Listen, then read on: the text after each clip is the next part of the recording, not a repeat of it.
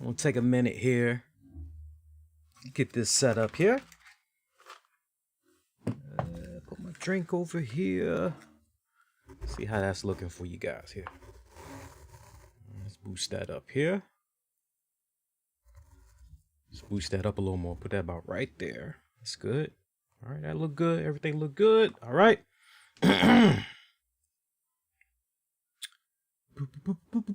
We're about to start, by the way. About 90 seconds. We're going to start.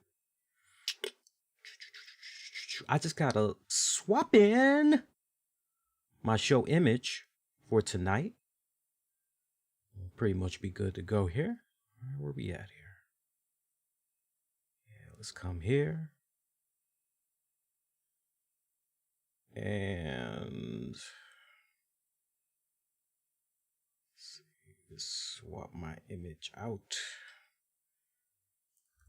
No, no, no, no, no, no, no, no, no, no, no. No, no, no, no, no, no, no, no, no, no, no. That looks good. All right, we can save that. That looks good.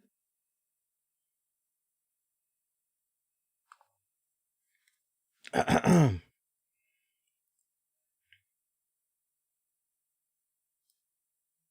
see here.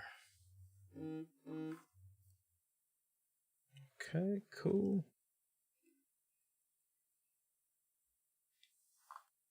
Let's see. Now, I should have saved. We should be good to go now.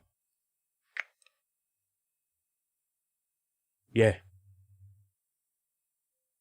Okay. That looks good.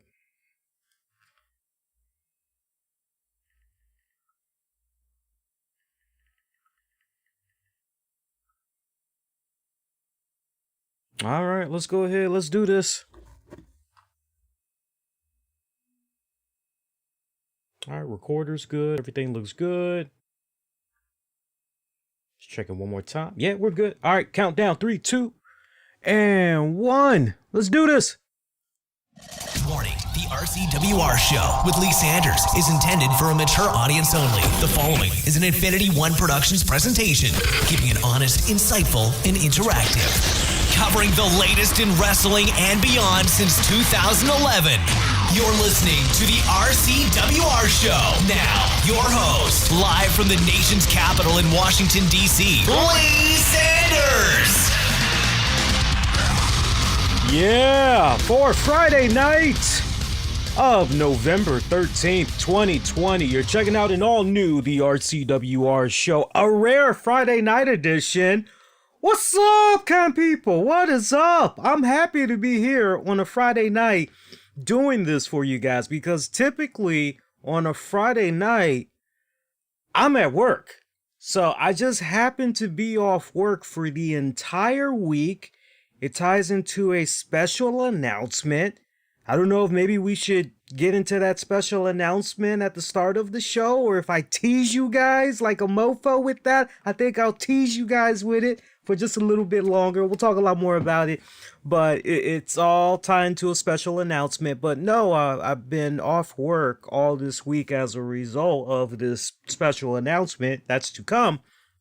And so it's been interesting to say the least, kicking back and really, if you ask me what I've been doing during my time off, if I haven't been studying, I have been binge watching like a mofo on all things news and political, because I'm a junkie, especially every 4 years. I mean, who isn't really a junkie every 4 years? But different topic for another show. But wrestling, oh yeah, I've definitely been catching up on some stuff here and there. So look, laid back show for tonight. We're going to be talking about Smackdown. We're definitely going to be talking about WWE releasing Zelina Vega. I'll definitely give you guys my thoughts about the whole situation. You'll appreciate what I have to say. I'll also have a nice little honorable plug during that whole thing as well to one of my colleagues. First time I'll be talking about my reactions to Alex Trebek passing away, losing his battle to cancer. Fuck cancer, man. Just fuck cancer.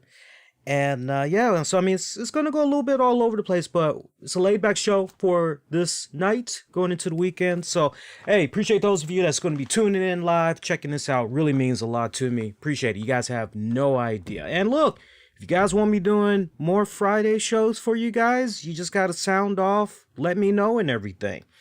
And keep in mind, I'm fresh after reviewing the new AC/DC Power Up album, their 17th studio album. So if you guys didn't get a chance and you're a little bit curious, I know some of you guys, you love when I do the album reviews. I know the last time I had reviewed the AC/DC album, you guys were, oh, yeah, that's great shit. Discovered you because of this, yada, yada, yada. So FYI, in case you don't know, now you know, there is a new AC/DC Power Up album review waiting for you. It's exclusive on the YouTube channel here. So look, SmackDown this week, I gotta give them props, man. They did okay with SmackDown for this week. I enjoyed this show a lot more than this Monday's WWE Raw.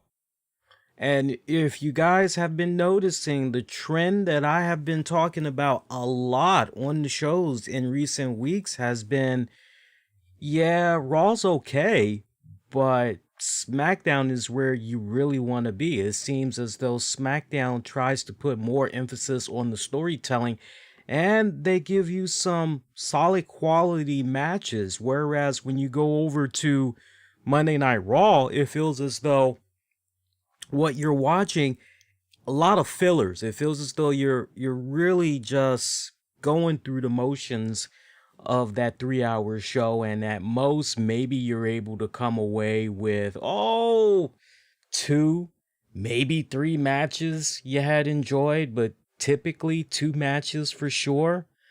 But it seems as though SmackDown has the overall better flow, overall better execution. And I gotta tell you, I was kicking back watching SmackDown tonight. I was watching it with the missus, and I was into it from the start. Honestly, from the start. I love how they kicked it off with Roman Reigns. And by the way, I want to show you guys this. I'm going to be recording a video of me unboxing it and showing it off and everything and hanging it up on the wall and everything. But speaking of Roman Reigns, as we are getting ready to dive into the SmackDown recap, so check this out. Look at this big ass thing right here. I mean, the webcam doesn't really do it justice. I mean, I'm moving it to the left, and I'm moving it to the right and everything, and I'm moving it up and down and everything. This is from WWE Shop.com. And what's inside there is something mega fucking cool. And it has to do with Roman Reigns.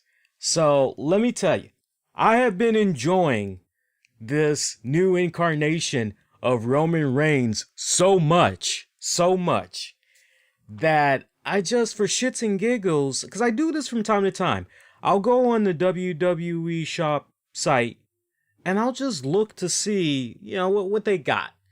Just in case, because you know me, I like bringing something to you all's attention when they got something cool. Remember when the Macho Man Randy Savage Intercontinental title, remember that? I told you guys about that. Showed you guys the pictures of it during the stream and everything. And I told you guys it was a limited joint. So I just like going on WWE Shop from time to time, seeing if I can find something cool that I can pass along to you all and everything. So, minding my own business, not trying to buy anything. Next thing I know, I see this cool kick-ass signed commemorative joint from Roman Reigns and Paul Heyman when Roman Reigns made his shocking return. What was it? I think at SummerSlam, and then ultimately he pretty much got the title back. I think the next pay-per-view was Payback, if I remember it right. So Paul Heyman and Roman Reigns both signed this. And when I saw this initially, I'm going, damn, that's a rare fucking item right there. That is hugely fucking rare. Because Roman Reigns doesn't typically do autograph signings and all that. And Paul Heyman is essentially the same thing. So, the odds of getting their autograph maybe if you catch him outside of an arena, if you're lucky, maybe, but it's like almost slim to none. So I saw this, I'm like, whoa. And so I actually managed to get a hold of this, and I'm glad I got it when I did, because one of my colleagues that makes their rounds selling wrestling memorabilia merchandise, he had sold this for 3 times, maybe even 4 times the amount that WWE was asking for. So just kind of taking that into consideration, I'm going, well, you know what? I actually got away with that for a really good steal when it's all said and done. Because I actually even had, I was able to apply a little bit of a discount. So I actually got a couple of dollars off when I was going through checkout and everything. So I'm going to be doing an unboxing unveiling for that one. Hopefully this weekend, and I will definitely be posting that on the YouTube channel. So look out for that. That's going to be good. But I had to get that, especially since it had tied into Roman Reigns. I like what's going on with my man Roman right now, the big dog. Yeah. No, I liked how they kicked it off with SmackDown tonight. Roman Reigns coming in there, talking his hot mess. My girl is still not quite used to this new incarnation of Roman Reigns. She's going, what's going on with him? Why is he acting this way now? Simple terms, I say to her, nah, babe.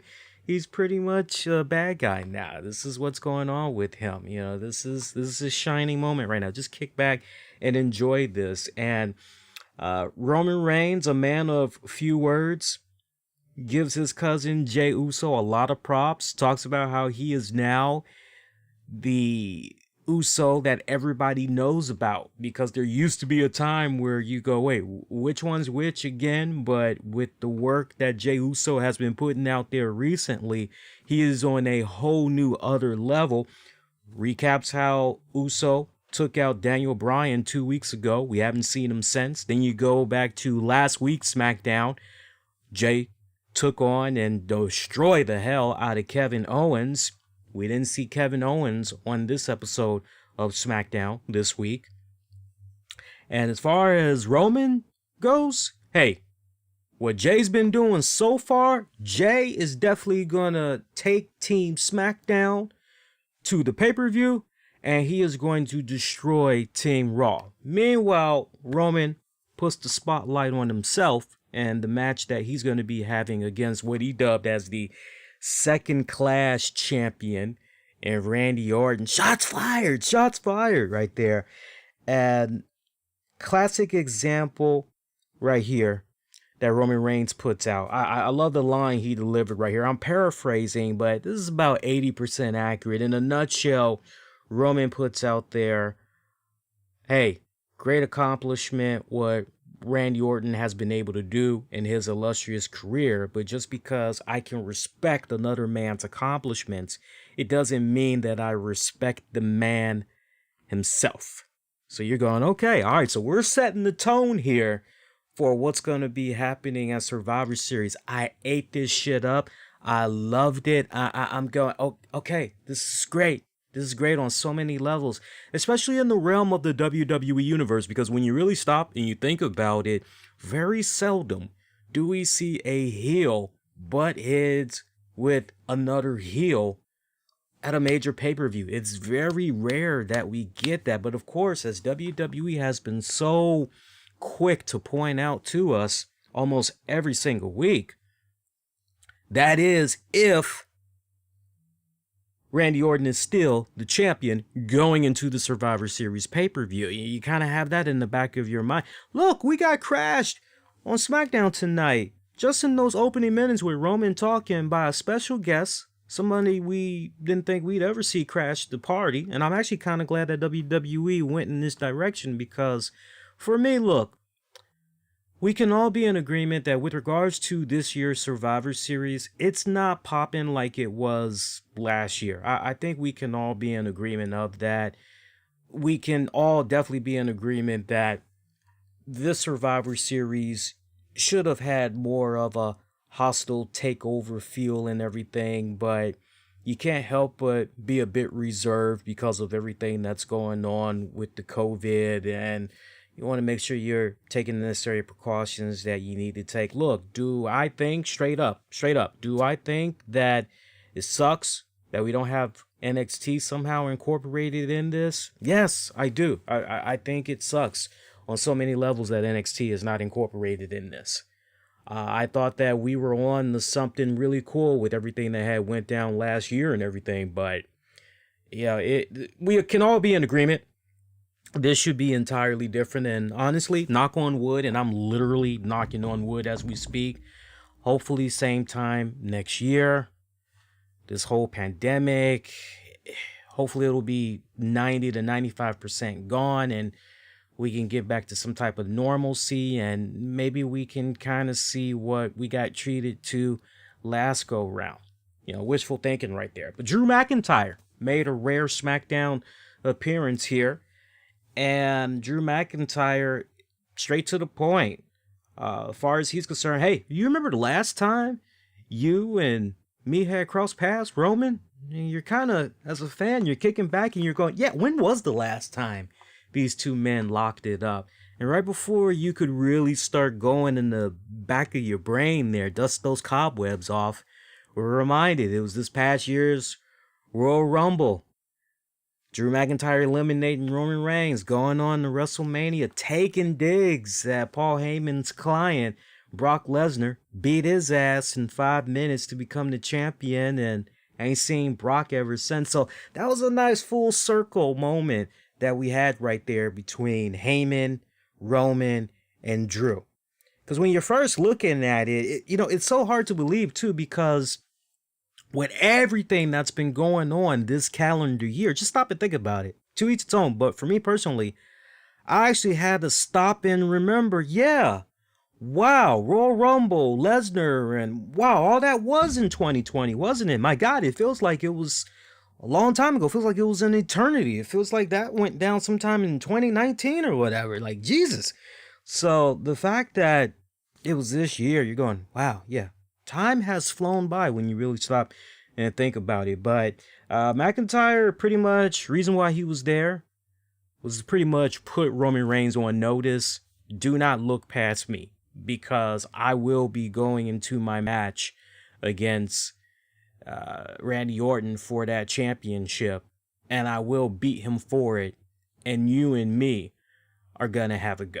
That's pretty much his message to Roman in a nutshell. And I thought it was so, as far as also toying the idea of maybe it's going to be Roman and Drew, all of those nice elements that you had thrown in there. I also love the fact that Drew taps into the fact that, Roman, when it counted the most and we needed you, we needed our leader, where were you? You were nowhere to be found. Somebody had to step up, and that person was me. And I'm going to continue to step up. Let me tell you something. I became a top guy while you were gone. And although you're back, I understand, unlike you, I understand that being on top, it's not a right, it's a privilege. And so that was nice seeing them going back and forth there and everything. Jey Uso, though, crashing the scene. I actually had some alcohol with some high proof on standby, because I was ready to take a shot every single time Jey Uso, what's up, Oos? How you gonna do that to me, Oos? Yeah, it is what it is, Oos. What's going down, Oos? Hey, man, I can't find my wallet, Oos. I was ready to hear a series of ooses, but no, we only got treated to, I think, about 2 ooses from Jey Uso during that segment there. But Jey Uso, you know what that came off to me with Jey Uso? Look at me, Spike. Look at me. Ain't I cool? Look at me. Look, Spike. Look. I'm thinking Looney Tunes. Little small dog, and you got the fucking English bulldog, Spike, and they're just, what are we gonna do today? I'm just picturing Jey Uso. Look at me, cuz. Look at me. I'm handling my business, Oos. Look at me. Look how I'm representing, man. I told you. I'm down, Oos. I'm down for the cause, Oos. That was Jey Uso tonight. Jey Uso essentially fighting Roman Reigns' battle, stepping up to McIntyre, questioning, what is he about? Also bringing up the fact, hey, you seen what I did to these guys like Daniel Bryan and Kevin Owens within recent weeks. You don't want none of this, Oos. So when it was all said and done, Uso challenging McIntyre to a one-on-one match. We go to a commercial break. We come on back and we see Roman and Jey Uso backstage. Roman chewing out the ass like a mofo out of Jey Uso. I mean, it was beautiful to watch. I'm telling you, what have I been dubbing this version of Roman Reigns? I think I've been dubbing him Unhinged Roman Reigns. I have been loving this, and what we got tonight in that backstage segment was a unhinged Roman Reigns. I mean, really cutting down in size Jey Uso, scorning him like a little kid that accidentally spilt a glass of milk over the counter. And it's one thing to say, "Oh, honey, you okay? What are you doing? You all right?" "It's okay. We'll clean it up. No problem." I mean, Roman was going in there. You stupid motherfucker. I mean, he was almost going in there like Joe Pesci a little bit. You stop and think about it. Basically checkmate him, saying, no, you don't go out there. You don't make matches. You don't lay down how it's going to be. That's all me. I do that. You don't handle my business. I handle my own business. So Uso feeling kind of shitty about what went down. Said he's going to make sure that going forward that doesn't happen again. He's going to take care of things. So this match, though, still on. That main event match. It was still on. I guess we'll get to that main event match in a hot second. All right, so our first matchup of the evening, Sami Zayn taking on Apollo Crews. Guys, went a couple of minutes long here in this matchup. Sami Zayn picking up the W. Went the cool cheap heel route here to get the job done. And what I mean by that is pretty much the action towards the end of this match. These guys were going at it outside of the ring. And at one point, Sammy gets the upper hand on Apollo. Somehow Sammy ends up tying up Apollo's leg in between the ring apron. Like, he removes the ring apron and you see a bunch of props and other stuff that's there. But then you see some rope and some other stuff that's essentially holding the ring together and everything. And somehow Sami Zayn manages to get Apollo Crews tangled up in that, by the ankle and everything. Sami Zayn gets back into the ring as the ref is counting down. Apollo Crews sadly is not able to get into the ring in time. So Sami Zayn wins via countout. You heard me right. Sami Zayn picks up the W via countout. So you see that, you go, okay, well, interesting. Now see, here's the question that I have for you guys. Are we continuing to see here an ongoing feud between Apollo Crews and Sami Zayn? Now you guys got to forgive me, but I haven't checked out Smackdown. I think I missed the past 2 episodes. So I don't know what's been going on with regards to Sami Zayn and Apollo Crews. If this was their first time locking up since the new draft went into effect, I don't know anything about that. But if this is possibly the beginning of these guys, continuing some type of a feud, then I'm okay with that. My only thing is, what is it going to culminate to? Like, me personally, I wouldn't want to see Sami Zayn lose that Intercontinental Championship. I really don't want to see him lose it anytime soon. I would rather, as I've always said on the show, the chase is better than the catch. I would rather see a babyface continue to get built up working with Sami Zayn over the next couple of months, and then maybe we can kind of go from there. But yeah, it's just rather, and this was for the Intercontinental Championship, mind you, this match in particular. It was for the Intercontinental Championship, and Sami Zayn resorted to those levels to retain the title. Now, hey, look, not for nothing, but Apollo could easily make the argument, well, Sami Zayn only retained because of XYZ. So, Adam Pearce, as we've been seeing, he's doing double duty now on Raw and SmackDown. He's pretty much unofficially the GM, so to speak. So maybe we see a scenario come about where Apollo talks to Adam Pearce and maybe gets a rematch, and maybe that becomes a no disqualification, no countout match. Maybe that's the direction that you ultimately go.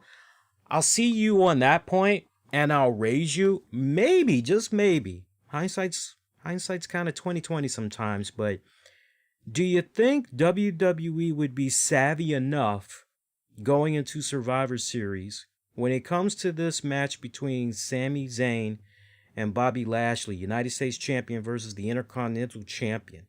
We've already heard Lashley proclaim on this past week's Monday Night Raw, there's no way in hell Sami Zayn can defeat me.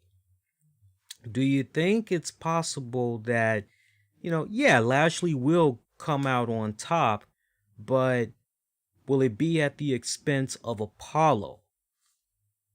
Just saying, something to kind of ponder. Otherwise, if Apollo isn't going to cause any type of interference and screw Sami Zayn out of a milestone win at Survivor Series, then you would just kind of be led to the impression somehow Sami Zayn's going to pull an upset over Lashley. Yeah?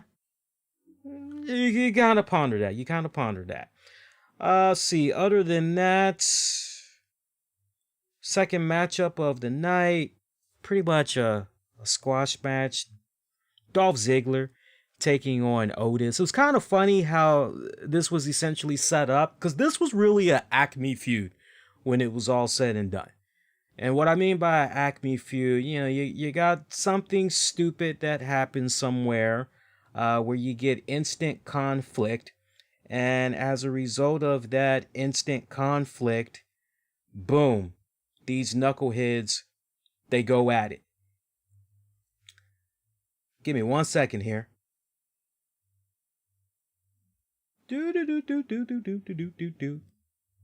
Okay, we're good to go. So this was weird because not Apollo, but who was I talking about? Otis. Otis was backstage, and he was sitting down. My God, he was eating 3 plates of food. My man was going at it like freaking Ralphie's brother in A Christmas Story. You guys know exactly the scene that I'm talking about. You got Ralphie's little brother, and he's going, meatloaf, meatloaf, I hate meatloaf. And the freaking mom takes the mashed potatoes and all that, and she's like, come on, pretend that, this is your trout, show me how the little piggies eat. And she's trying to figure out a nice, fun, creative way to get her son to eat his freaking food so he doesn't go to bed starving.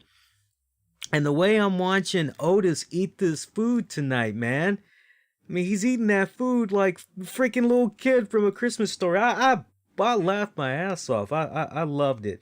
It had a combination of that, and there was one other scene I was thinking about. I was also reminded of Huskus the Pig for some reason. You know how it is every single time they do a Firefly Funhouse segment and they show Huskus the Pig. And Huskus the Pig, he's usually looking at some sweets or something he really has no business eating, but he loves eating it even though it's bad for him. I also kind of had that kind of vibe when I was looking at Otis tonight.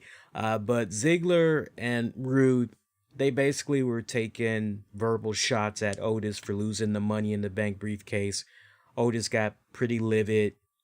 I felt sorry for those 3 plates of food, because whatever he was eating, it looked the bomb. It looked like he was eating some really bomb-ass food. But he pretty much had knocked the table over with all of that food, got in the face of Ziggler. So boom, there's your instant Acme feud. That's how you go to the next matchup.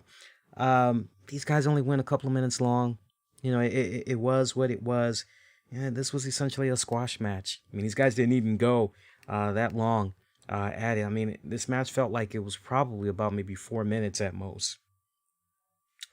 Next up, backstage. That's where things get kind of interesting. Remember, since Chad Gable had decided no more of this Shorty G bullshit, we saw backstage Chad Gable caught up to Otis. And he says to him, look, Look at what you did just now. Just imagine if you had my help. Just imagine if you had my services and we were able to really get you rocking and rolling every single week. Because what you did just now, man, just imagine if we can really, I'm paraphrasing, of course, but just imagine if we can really tap into that true potential of yours that's hidden and unlocked. Just imagine if we can unlock it, tap into it, have you rocking and rolling every single week. I can definitely help you on that journey with Alpha Academy. Otis seemed like he was pretty down, as Gable gave him a flyer and everything, and Gable just kind of looked on. I'm a bit on the fence on that one. I like the fact that we're done with the whole Shorty G thing, but what exactly are we doing here with Chad Gable is my question. Because I see what Chad is doing, and my whole thing is, how is this gonna differentiate from what Timothy Thatcher is doing down in NXT? Because I'm seeing very strong similarities right now. So, where does, okay, we're both on the same course right now. We're taking the same route, but this is where our fork in the road comes, and this is where I go this way and you go the other way.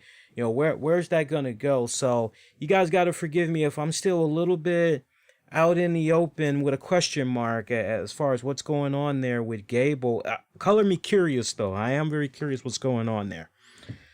No holds barred match. WWE dubbed this once and for all. This is it. End all of the feud.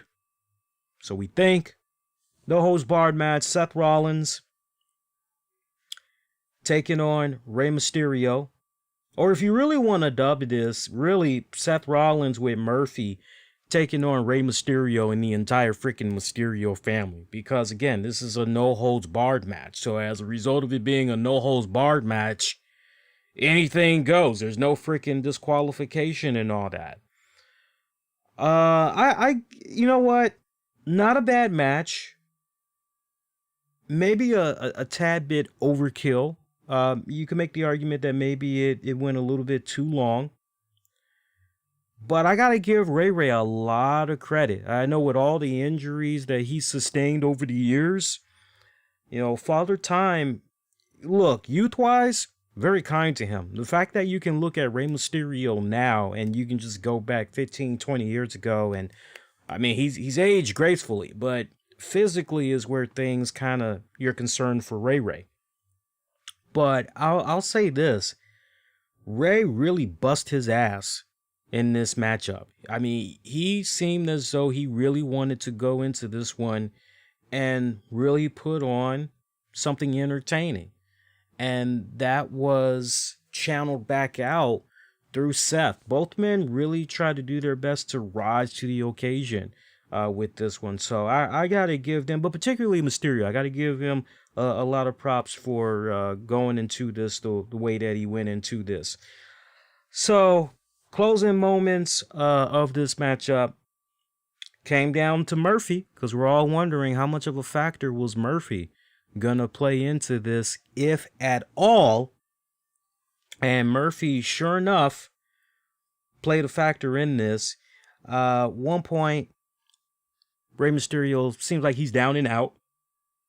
I believe Murphy grabs a foreign object. I don't know if it was a steel chair. I think it was a steel chair. I'll have to rely on you guys that saw SmackDown. I think it was a steel chair. I know he grabbed some type of a foreign object, and he was handing it to Seth Rollins, essentially going, look, this is your time.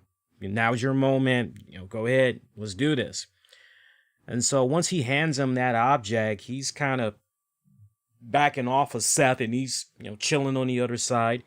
Rollins can't believe what his boy just did there. Well, first of all, why would you be confused? This is supposed to be your disciple, right? This is supposed to be your follower. This guy is supposed to follow you through brimstone and all of that good shit. So, you really shouldn't be that surprised. Anyway, Rollins thinks he pretty much has Rey Mysterio right where he wants him. He's getting ready to go in with that chair. Murphy just comes out of nowhere with a running knee strike, plants frickin' Rollins on his back. Pretty much from there, Rollins was...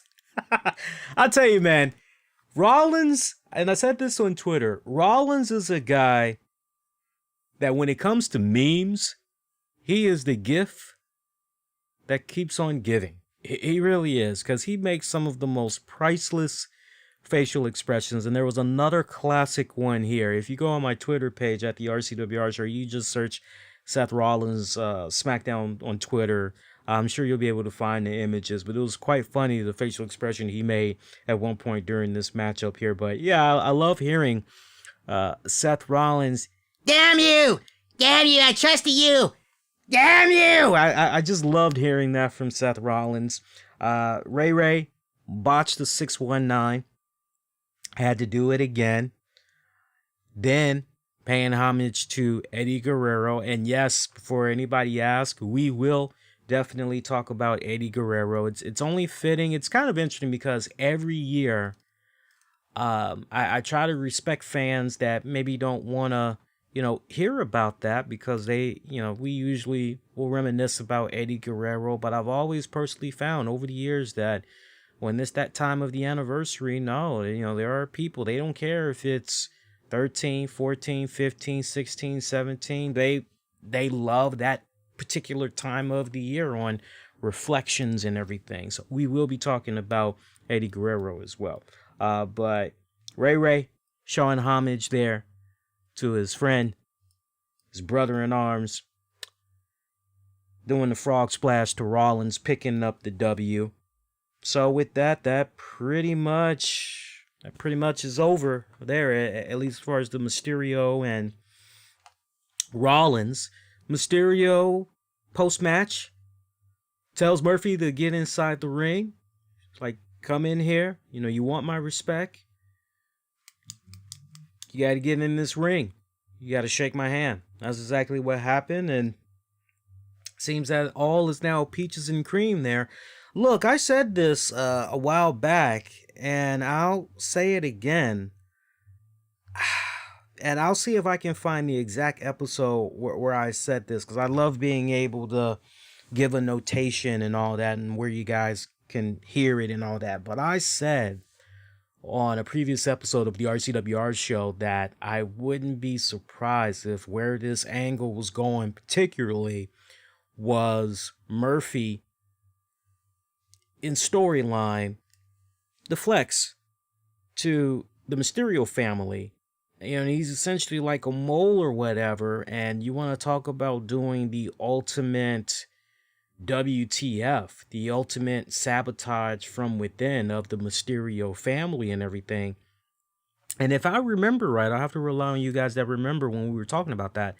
If I remember it correctly, I believe I said something along the lines of Murphy goes in with Seth Rollins' motives in mind, but the deeper he goes into this relationship with Sister Mysterio, that's when, he starts off as a bad guy, but eventually he finds himself truly falling in love with her. And that's where you kind of have the conflict and all of that going down. I don't believe that this is truly over. I really don't. It might be over for now, wink, wink, but look, I would not be surprised if eventually in storyline something comes about where we're cordially invited to a special edition of SmackDown where frickin' Murphy and Sister Mysterio are going to be tying the knot, and Rollins with a vengeance right then and there. I wouldn't be surprised if something is popping right then and there. Just saying, look out for it. Don't say I didn't warn you guys. So, after that, another interesting setup here. Backstage segment we go, where we see Adam Pearce is texting when Natty comes up. I wonder who he was texting. I wonder if maybe he was checking in on Zelina Vega. Natty comes in. She's wondering why Pierce keeps putting her in matches instead of just putting her on the team. And he tells her that, all right, well, look, there's a triple threat match that's going to be coming up, or actually a fatal four-way that's going to be coming up. She needs to go get ready for it. Also, right before we go to commercial break, we see a hand that comes over the shoulder of Adam. And we see that hand belongs to none other than the beautiful and the lovely Chelsea Green. You're going, oh, well, this is a pleasant surprise. Next matchup, fourth match of the night, Fatal 4-Way. Natty taking on Tamina, taking on Liv Morgan, taking on Chelsea Green. Fatal 4 was very happy that Chelsea Green was involved in that. Was overly ecstatic. I did not expect that. Okay match. Look, it really didn't feel truly like a Fatal 4-Way. And what I mean by that is that all four participants weren't throwing it down at the same time. For long periods of this bout, which felt as though maybe it went about 7 minutes if we were lucky. I'd be surprised if it went a little bit longer. But it really felt like you were watching, oh, it's one-on-one most of this Fatal 4-Way match. And then at one point, okay, well, eventually these two that we were watching for a significant period of time, okay, now they're going to disappear. All right, now these two other people are going to go at. So it really didn't feel truly like a Fatal 4-Way. I would have preferred it if this match would have been structured better in a fashion where, you know, everybody's doing something at the same time, and okay, somebody's trying to hurry up and get a pin, or they're trying to get a submission, somebody's coming in there real quick, you know, making sure they stop that and all that. I didn't like the way it played out. Put it to you this way. Here's a really good analogy for you guys. How many of you guys have been playing WWE Battleground? I know there's a decent amount of you guys that do play it. Shout out to you. Yeah, if you have been playing it, I know they put out some patches and all that, and they're trying to, you know, work out the kinks. I did recently play the game again, and there are still glitches. They've improved on some things, but there are still some significant glitches with that game. But I remember a couple of nights ago, I loaded that game up. Stay with me, because it connects to how I felt about this Fatal 4-Way match. So stay with me. You'll get it in a second. So I load up WWE Battlegrounds a couple of nights ago. And I go, well, you know what? Let me see what's going on with the daily challenges. One of the daily challenges was win a Fatal 4-Way match 3 times against the AI on medium difficulty or higher. So you go, okay, well, sure, what the hell? My game is already set on medium difficulty. So I go in there, and I mean, there's an easy way to achieve that achievement. There's an easy way to get that. So all you got to do, for those of you that haven't figured it out, all you got to do is just basically take a created wrestler. You can make one out of scratch if you haven't done so already. They're going to be off the break at an overall rating of 60. Put them in that Fatal 4-Way match. And then all you got to do is just focus on them the entire time, because the other participants that are controlled by the AI, they are fixated on each other. It's really weird. You got to actually play the game to know what I'm talking about. And those that have played the game, they know exactly what I'm talking about. Once you start the match and you change your auto targeting to that weaker opponent and you just focus on them, the AI just, they let you be. I bullshit you not. The AI just lets you be. So you can just keep beating the crap out of the created wrestler or whatever all you want. And then you can go ahead, go for your pin.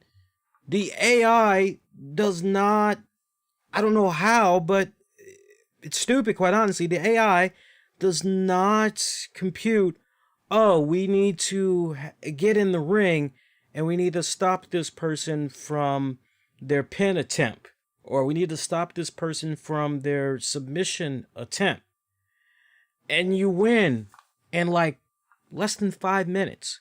That's what I felt like I was watching when I was checking out this Fatal 4-Way match tonight. Was happy to see my girl Chelsea Green in there, though. Very happy to see her.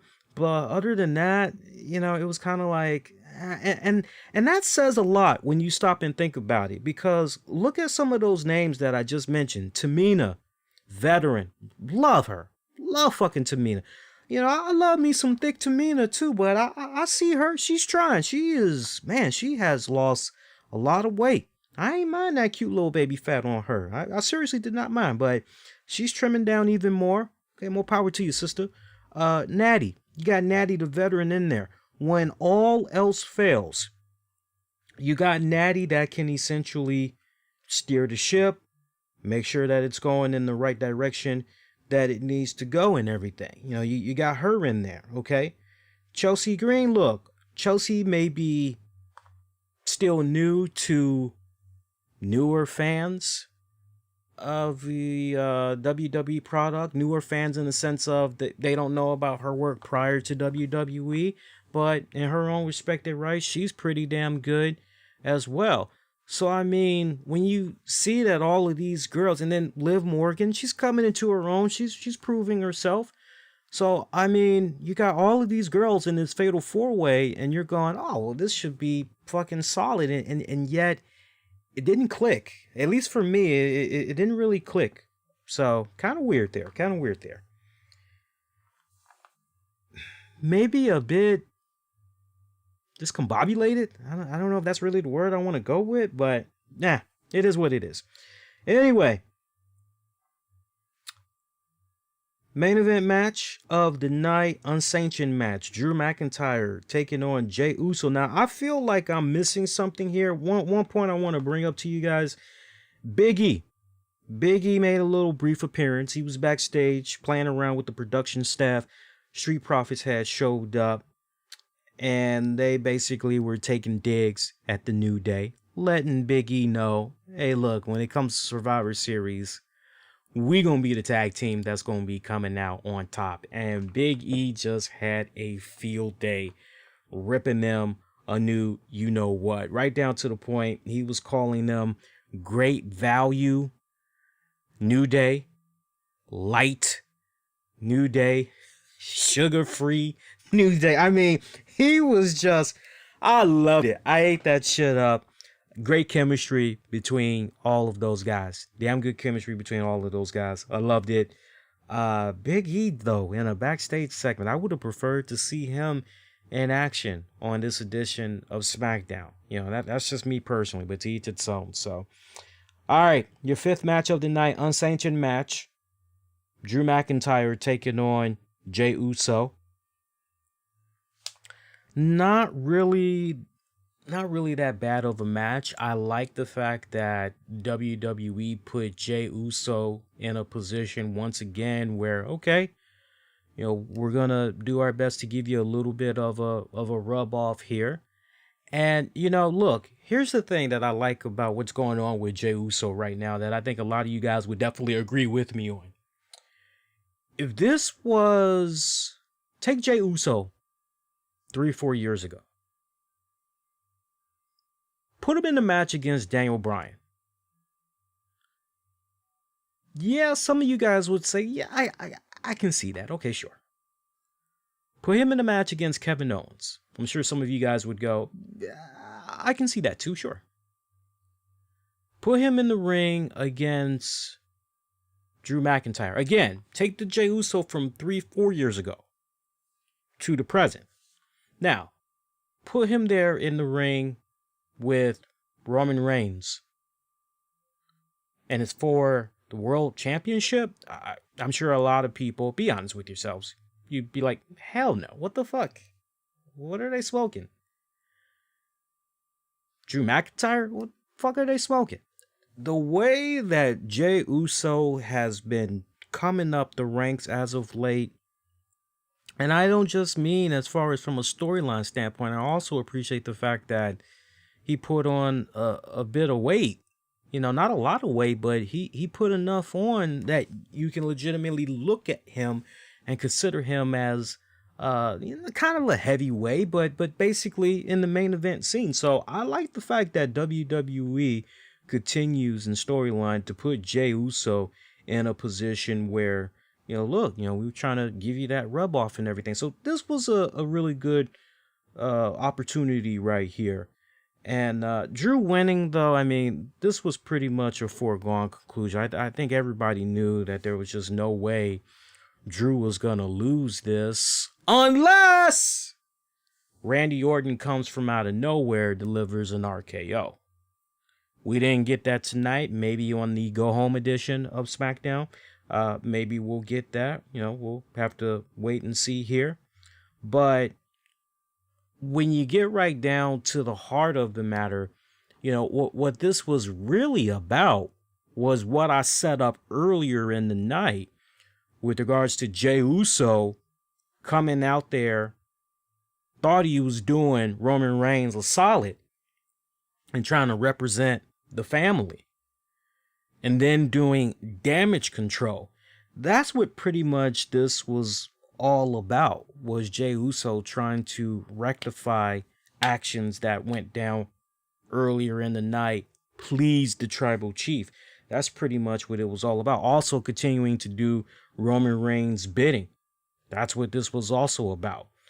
I loved seeing Drew and Roman Reigns with the stare down to close out SmackDown for the evening. Drew asking Roman, "Do I have your attention now?" And Roman just barely nodding his head in confirmation and just sucking his teeth at the same time as he walked away. I love that. I ate that shit up. And, you're looking at that and you're going, okay, so we got Monday Night Raw coming up in a couple of days. Is McIntyre going to get that W and get that championship? And is it going to be Drew taking on Roman Reigns, or, what's going to happen right here? Can I make a bold prediction? I mean, it's been a while since we've done some bold predictions. I'm going to make a bold prediction, especially given the fact that it's the final Raw and SmackDown going into Survivor Series. My bold prediction is going to be just process of elimination. If you had McIntyre make an appearance on tonight's SmackDown, or Raw guy make an appearance on SmackDown, then it makes all the sense in the world that you have a SmackDown guy or two or three show up on Monday Night Raw.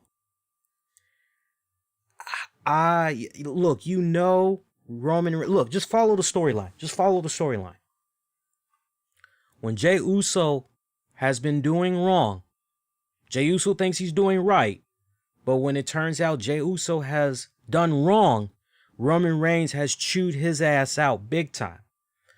So kind of following what we've been getting so far with the storyline, you don't think Roman Reigns in storyline is chewing out Jey Uso and is telling him this is not how you're going to disrespect us, me, the head of the family, the food provider? This is not how you're going to set up your tribal chief.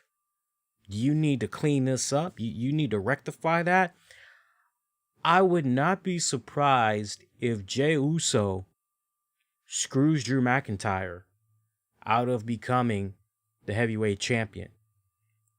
That's how he redeems himself for what had went down on this edition of Friday Night SmackDown. Also, I could see Roman Reigns making his presence felt. Jesus, I can just see him coming out spearing the shit out of both guys. Now, whether or not that's going to happen, we'll have to wait and see. But I think that's the way that you really want to set the tone, especially going into Survivor Series and everything.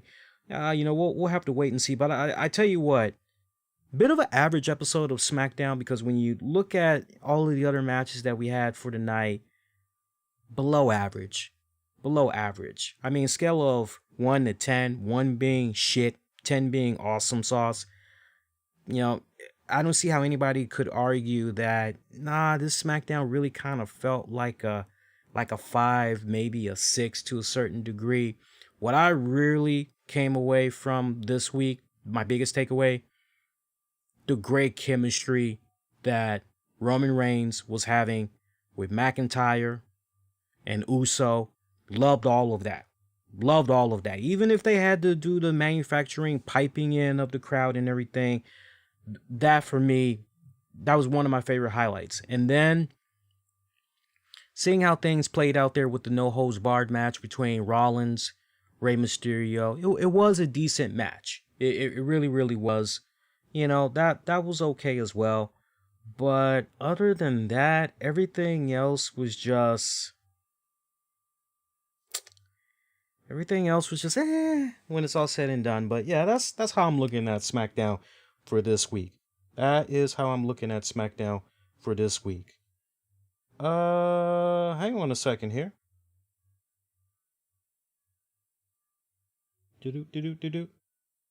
There we go. Good to go. All right. So, with that in mind, loads more stuff that we can get into on this edition of the RCWR show. But before we do, if you guys have been enjoying the show so far, do me a huge favor. Make sure you go out of your way and please kindly leave a like, subscribe, all that good jazz, especially if you're checking out the show via YouTube. When you hit the like button, it helps more people be able to discover the content with ease. Also, click the bell notification. I get so many people, I didn't even know you were still uploading content. It's like, well, did you check your bell notification status? Click the bell notification status. Will help you out tremendously. Hey, shout out to some of our Patreon members.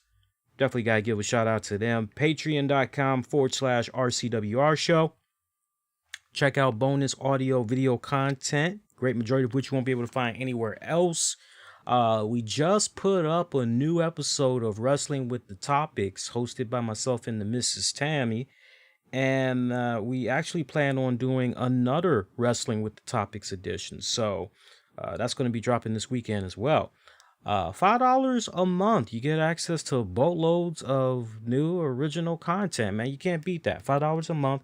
Check out the tiers. I recently updated information on some of the tiers, and now we've included some really cool perks for some of the tiers that basically is part of like a loyalty program. So after a certain period of time, you automatically get some free merch. So it's kind of cool. So go in, check it out. And to our current Patreon familia, I'm definitely open to suggestions as far as something cool you'd like to see be implemented as part of the whole loyalty program and everything. But shout out to Patreon members Justin Ripstock, Gino, shout out to Freddie, shout out to Michael Wolf, John Davis, shout out to my boy Tony Bing Gaming, one of the very latest in all things Marvel Strike Force, Marvel Ultimate Alliance 3, Marvel's Avengers, Tony Bing Gaming. He is on YouTube. Tips, tricks, news, walkthroughs, reviews. He is the man. Check him out.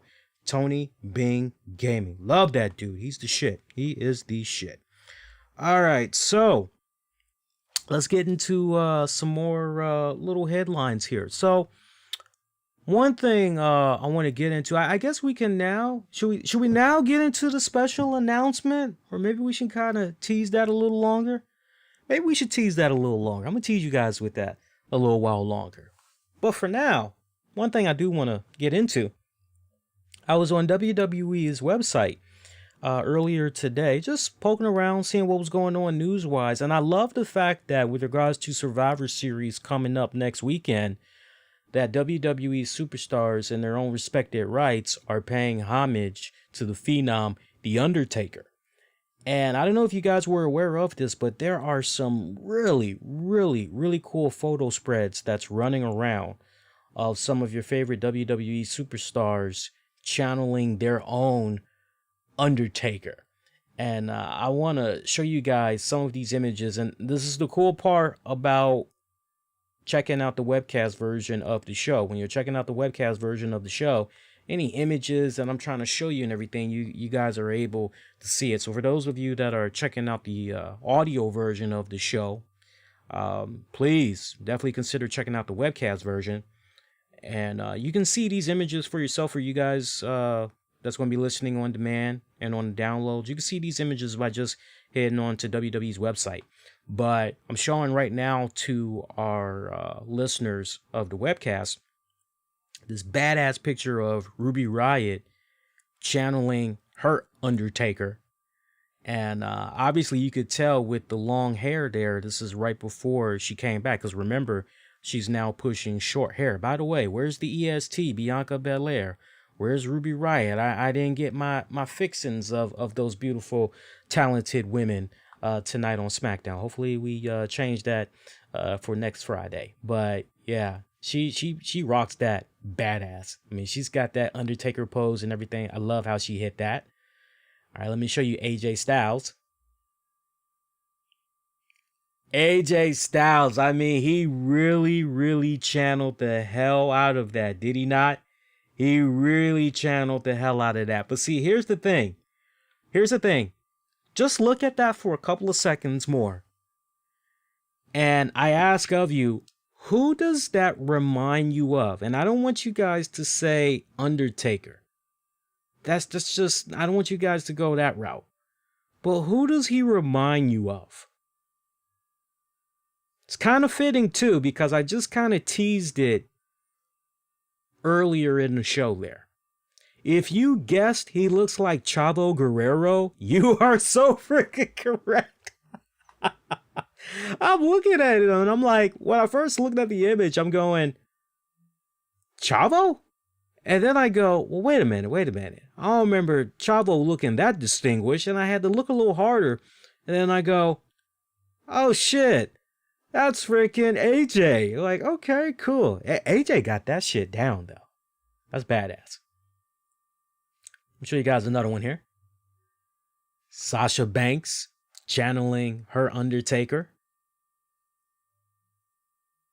By the way, shout out to Sasha Banks. I was not aware of this, but apparently she appeared on the newest season of Star Wars Mandalorian. Is that how you pronounce it? You gotta forgive me because I don't watch that show. I know that will probably surprise the hell out of you guys, but with regards to Star Wars, I got burned out after, so not the initial Star Trek trilogy, but episodes 3, 4, 5. I pretty much after that I clocked out. I just got burned out, and I pretty much was like, you know what? I'm good. No more for me. I'm fucking good. But yeah, apparently Sasha Banks had a guest starring role on there. So I actually might watch just, and if anybody wants to point out the episode or episodes that she's on, point it out to me and I will definitely watch it, and I will gladly comment on what I thought of her acting on the next show. I promise you, but I'm not gonna binge watch that show like anytime soon, because that's just how burned out I am of Star Wars, sadly. But Sasha doing pretty good. This is my personal favorite, Jeff Hardy channeling classic freaking Undertaker there. I mean, that is just mega fucking badass. Of all the people to channel Undertaker, me personally, I just feel that Jeff Hardy, he did it the best. And and I'm always reminded of freaking Jeff Hardy's Hardcore Championship match against The Undertaker. That was really the proving ground, so to speak, of Jeff Hardy. Look, if you give me the opportunity to, elevate myself and everything, I can show you that your investment in me will not be wasted for nothing. I think that if it wasn't for that pivotal moment in WWE history, Jeff Hardy would not have eventually became a world heavyweight champion. It's very safe to make that argument. Check out the EST, Bianca Belair channeling her her corporate ministries undertaker there. It's pretty fucking badass. Very fucking badass. Love that. Shinsuke Nakamura even got in on it as well. There you go. It's pretty badass, yeah? Nakamura. There's another guy that we haven't seen in a really, really good minute. It's Nakamura. And last but not least, in case you don't know who that is, that's Zelina Vega. Zelina Vega challenging Retro Undertaker right there. Yeah, for me, the Jeff Hardy and Zelina Vega, I think they fucking did it the best. They did it the fucking best. Got to give them mad props. They did it the best. Speaking of Zelina Vega, so great segue. I didn't even plan that. But speaking of Zelina Vega, what a weird day this has been. Really, what a weird day this has been. So in case you had missed the news, Zelina Vega has been released by WWE.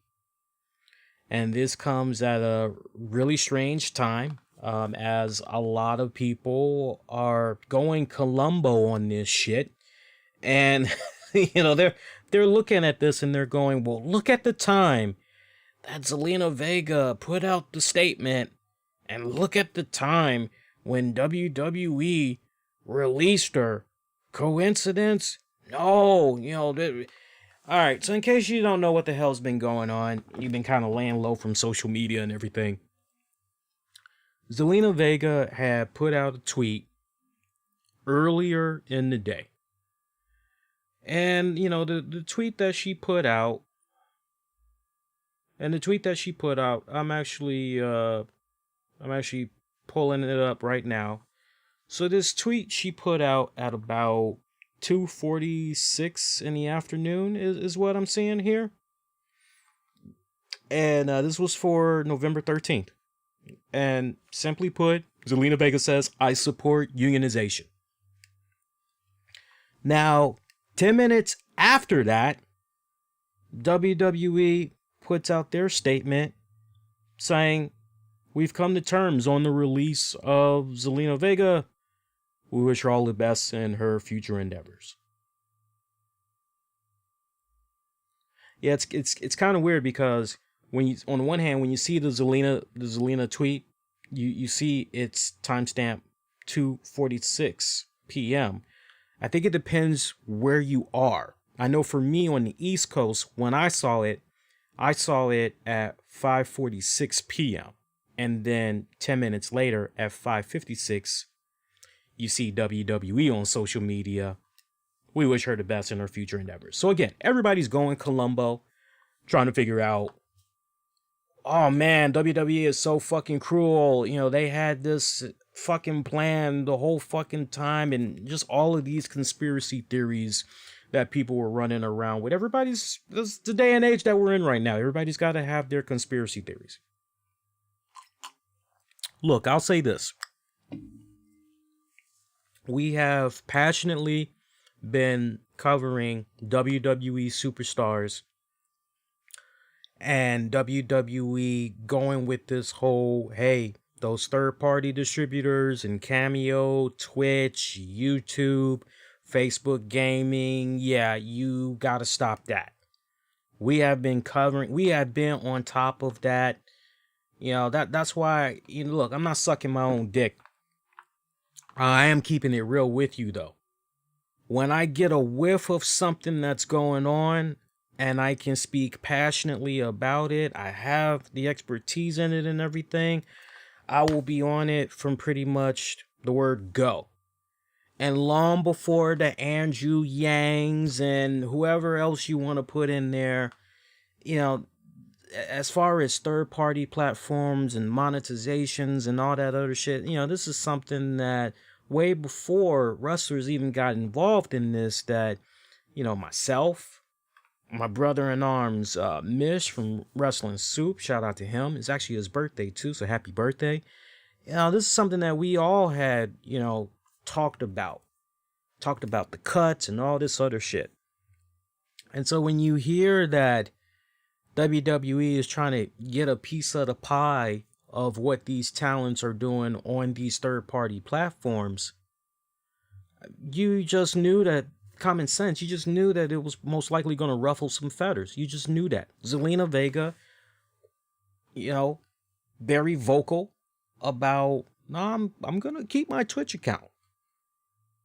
You want to look at that as defiant, you can look at it as whatever, however you want to look at it, but no, I'm going to keep my Twitch account. No, it sucks that, no, I'm not doing that. This is my money. I worked pretty hard for it. I earned every dollar. No, you're not gonna, no, this is mine. AJ Styles, Sheamus, Mia Yim, we talked about all of these people. Wasn't there an episode, if I'm not mistaken, on November 3rd? I think it was the November 3rd edition of the RCWR show. If you guys can actually bear with me a second, I can actually pull it up. That's how fast I can actually pull it up. I'm almost certain it was the November 3rd episode, though. I'm on my feed right now.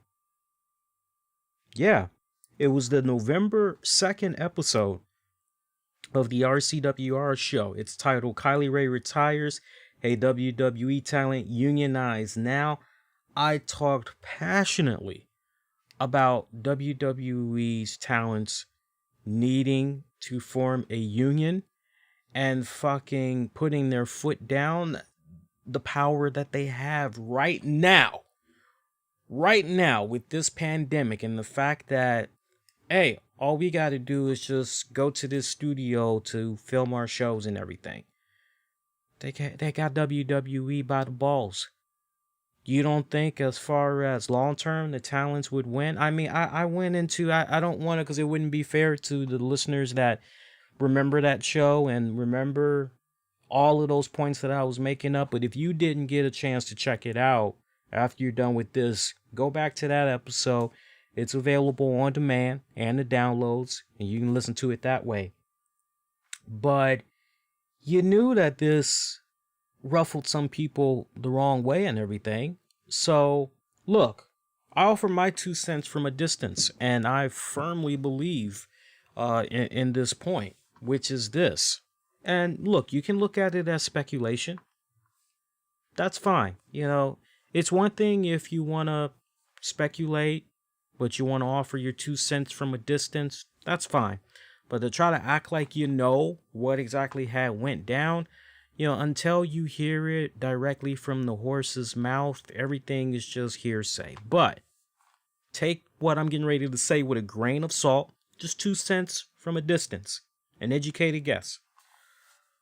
I believe that Zelina Vega, very passionate about, look, this isn't right. This is not right what's going on with the talents, our contracts. I get the language, but no, this is our money. We're doing this on our time off. We're doing this away from the company. So how can you have the audacity to, tap into this money that I'm making on my own on the side here? Like, no, that's not fair. I'm sure that she probably had some conversations with WWE. Wouldn't be surprised if maybe it was a series of conversations. Look, when it's all said and done, the old man has the power very discreetly to go, okay, case by case basis. Very discreetly, he can do that. Or you could let it be, the most simple way that you can take care of a problem like this, a nasty little problem like this. Grandfather everybody in. Now, what do I mean by that for you younger folks? You hear that term sometimes, grandfathered in. What does that mean? Perfect example, YouTube TV. There's a lot of people that ended up ditching YouTube TV because at one point, and I have to rely on those of you that at one point had YouTube TV, but YouTube TV at one point, I believe it was I believe it was maybe $39.99 or $45 or something like that. And then after a few months, they decided, okay, we're going to jack up the prices. Now it's 64. You think the people that were paying the 39 or the 45, you think they were able to continue to keep their price since they pretty much came in at launch date or whenever they came to get those rates that they were able to get? You think that they were able to just stay right there and they would, essentially be kind of grandfathered in that way, kind of like, okay, they're off limits. We're going to let them be. No, they ended up having to pay the new price. The most simplest thing that Vince McMahon could have done is, okay, well, tell you what, everybody that currently is employed with us right now in the WWE, we are just going to essentially grandfather you all in to these exclusive contracts where, you guys are pretty much off limits. Any new talents that is hired from this day going forward, no. If they want to do the whole Twitch, they want to do the Facebook gaming, they want to do XYZ, we're going to get a cut of that. That's the most simplistic thing that they should have done. It's the right thing that they should have done. So I totally understand how some folks are feeling with regards to this, and I'm sure Zelina definitely very passionate about this. I'm sure that I wouldn't be surprised if there was a series of meetings and she said her piece, WWE said their piece, and pretty much when it's all said and done, you're at a stalemate. And it's like, okay, it is what it is. I think that for how outspoken Zelina Vega has been, in social media, and now you're hearing from very reputable sites that, according to their respective sources, no, she was too outspoken, and that's ultimately what got her fired. It wasn't that tweet.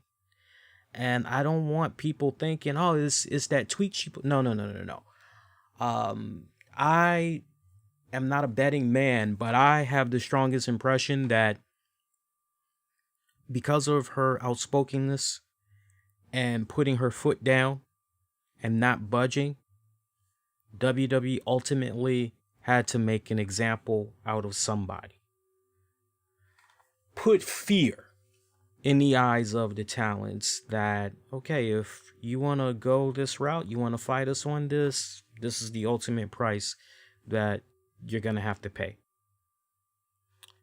And I wouldn't be surprised if WWE decided, you know what, we need to make an example. Well, let's make an example out of her. So, my spidey sense is tingling, and it says to me that WWE told her, I wouldn't be surprised if they told her yesterday. I wouldn't be surprised if maybe they told her Wednesday. But sometime in the past 24 to 48 hours, I wouldn't be surprised if they told her, look, it's obvious you feel a particular way with how we're doing things in the company in regards to, and we feel this way. So look, you're released. You go your way, we're going to go our way. You're released. And thus, that tweet that she puts out there, yeah, of course, that's it's one thing to see that, and then you go, wow, that's pretty ballsy that a talent on the WWE payroll would say something like this. But then I can totally understand the eyebrows being raised, and you see 10 minutes later, WWE puts out their statement, Zelina Vega is released. I don't think it's as clear cut as some of you all are making it. I truly do not believe in my heart of hearts Zelina was axed because she said, I believe in unionization. Look, not for nothing. I hate to compare value. That's the last thing I want to do. Paige has said somewhat similar things to what Zelina has said. Now, to a certain degree, you can make the argument that Paige has a bit more cachet than Zelina. You could definitely make that argument, and I would not dispute that. But my point is, she's not the only WWE talent that has been outspoken about, hey, I don't like what the hell's going on here. There's not that many, but Zelina, I think, was handpicked because out of those that has been outspoken, she unfortunately was the weakest. She had not built up enough cachet when it's all said and done. She just didn't. So it was easy to sacrifice her at the pillar when it's all said and done. Like it or not, giving it to you right between the eyes. What does this mean for her future husband and Aleister Black? I mean, you take that and it's like, damn, you do that to my woman. You know, I would imagine he's going to continue to be a true professional and everything, but I would imagine he's not going to be there that much longer. I mean, that's no shit, Lee. Let me put it to you this way: when it's all said and done, I'm going to make a bold prediction. I'm going to make a very bold prediction here. I'm going to say that before, what is this now, November 13th? I just have this feeling that Black may be gone a lot sooner than we think. That's just honestly the impression that I have. And I wouldn't blame the guy, because when you just look at what WWE has been doing with him creatively, my man was tearing it up down in NXT. Bring him up to the main roster and you start doing the Count Dracula shit. And he's pretty much just, it hasn't been the same since. Got him somewhere in a cellar, basement or whatever. Come knock at my door. You know, it's like you get tired of that every single week. I wouldn't be surprised if Aleister Black maybe tried to expedite his exit from the company sooner rather than later. It's November 13th. I would not be surprised.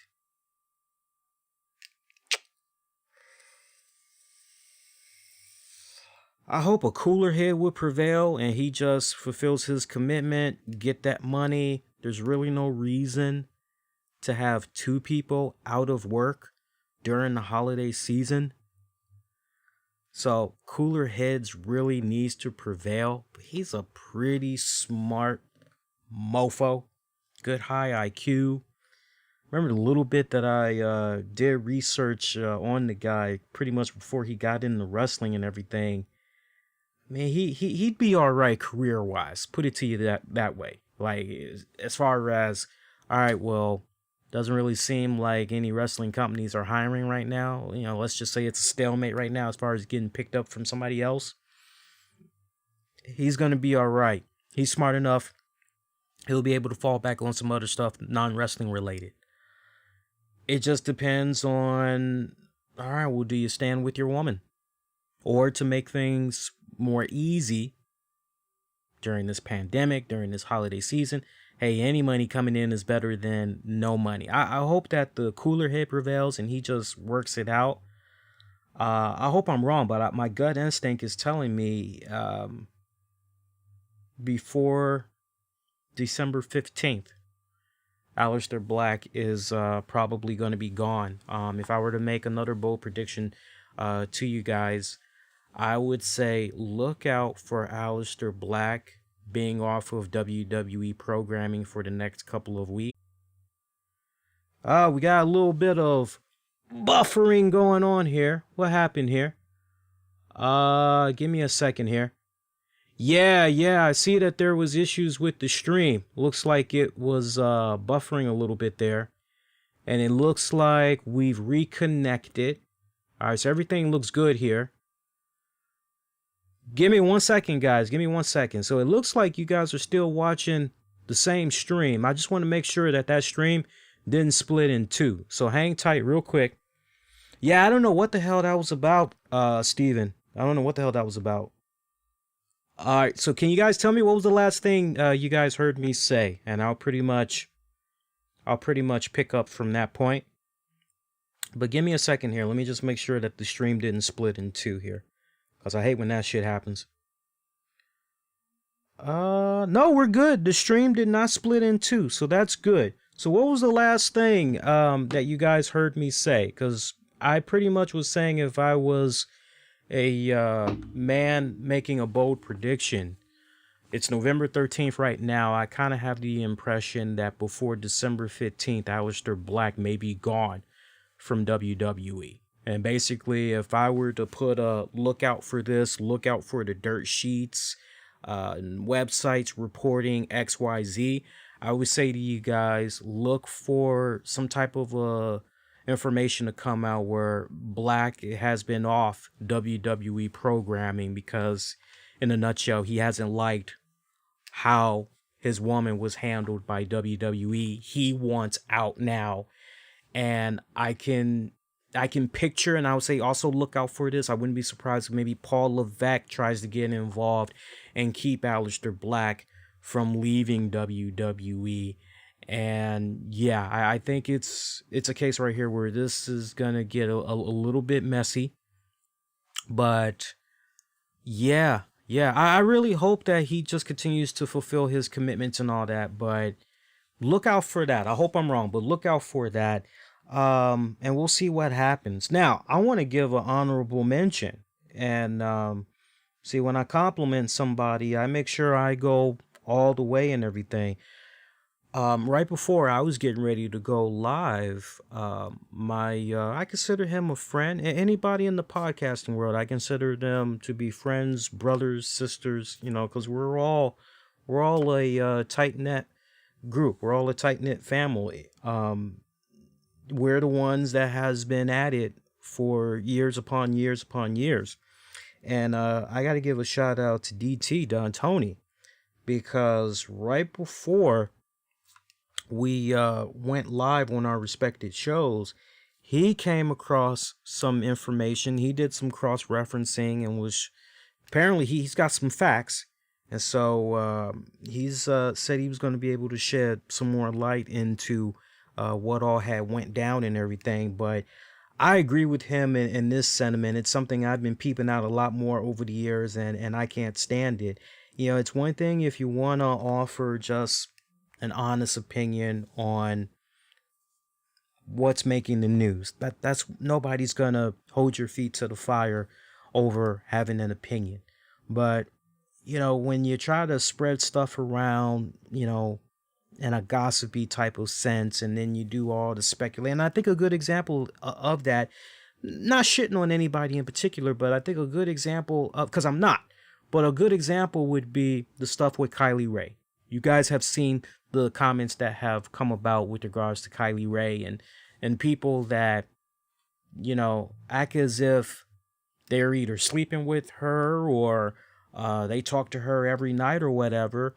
They're talking about, oh, well, she chokes because she has anxiety and, this and that and this and that. And it's okay. And this how? How do you know this? She hasn't said anything publicly. Like, how do you know this? What is your proof? Show one shred of evidence suggesting what you're talking about here. So it's one thing if you want to give an opinion / an educated guess and you preface it by saying, look, just 2 cents from a distance, this is how it comes off to me. Could be wrong. There's nothing wrong with that. But when you come off in a gossipy type of fashion and you want to speculate and all that other shit, like, no. And I know dirt sheets and all that, that's what they're about. That's how they make their money and everything. I try to do my best to not go in that fucking direction. So I hope you guys can appreciate that. Let me tell you something. When it's all said and done, one thing that I do want to double down on, to a point that I made on Twitter earlier, which is this. I don't like it when anybody, I don't care who you are, maybe I don't even know you. It could be a case where you're not even a long-time listener. Maybe you just check me out for the very first time and you're tuning in for a few seconds before you say, I'm going to go check out another stream. To each its own. But let me tell you something. I'm the type of person, and most people are like this as well. Nobody wants to see somebody lose a job. Seriously, think about that. Especially in this day and age with all the crazy jacked up crap that's going on right now. Nobody wants to see somebody out of a job.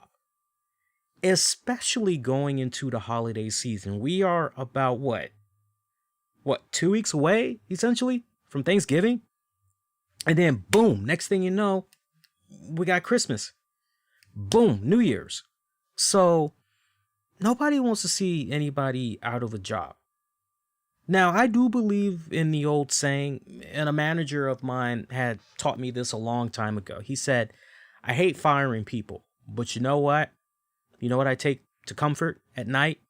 I go, what's that? I don't fire people. People get themselves fired because the lack of work that they're doing. It was my first time hearing something like that. And when I heard that, I just kind of, so it comes back to self-accountability. Now, I'm not saying by any means that Zelina Vega is, please don't take it that way. That's not how I'm spinning it. I just personally, I don't like it when somebody loses their job. Because when it's all said and done, especially when they've invested their all into it, that is their bread and butter. That is their livelihood. That's pretty much all they know. And unless you've been very frugal with your money and you've been putting a lot of it to the side for rainy days / emergency and everything, life can kind of come at you fast. And next thing you know, I'll give you a perfect example. I was not even going to talk about this on the show. It's not a long-winded story, but it validates my point about life comes at you fast. And the next thing you know, you got to prepare for something else. I was watching the news right before Smackdown came on tonight, and I saw this heartbreaking story. And for those of you that live in the DC metropolitan area, you know exactly the story I'm getting ready to talk about. I was watching the news right before Smackdown tonight, and there was this woman that was living in, I think, Northwest or maybe Northeast DC. I want to say it was up around 9th and Farragut Street. I think she was somewhere up around there. White woman, maybe biracial, but she kind of looked to me as if she was white. I could be wrong. Great tattoo artist. She had made headlines a year prior because there was a DC councilman that came to her wanting to get a tattoo, and she hooked him up and everything. So, and she was covered for giving him that tattoo last year. She's on her own front porch of her home talking with a neighbor about the gun violence that's been happening in DC. We're pretty much getting up there like Chicago now with all of the gun violence that's going on. It's getting quite stupid. And here she is having an insightful, intellectual, heart-to-heart stimulating conversation with this neighbor about gun violence. What do you think happens? A car is doing a drive-by and just bullets who they were shooting at. As far as who their intended target was, who knows? But this woman, this white woman, she catches a bullet in her arm. Now, why am I bringing up this story, and how does it link into, don't want to see people out of a job? This is how.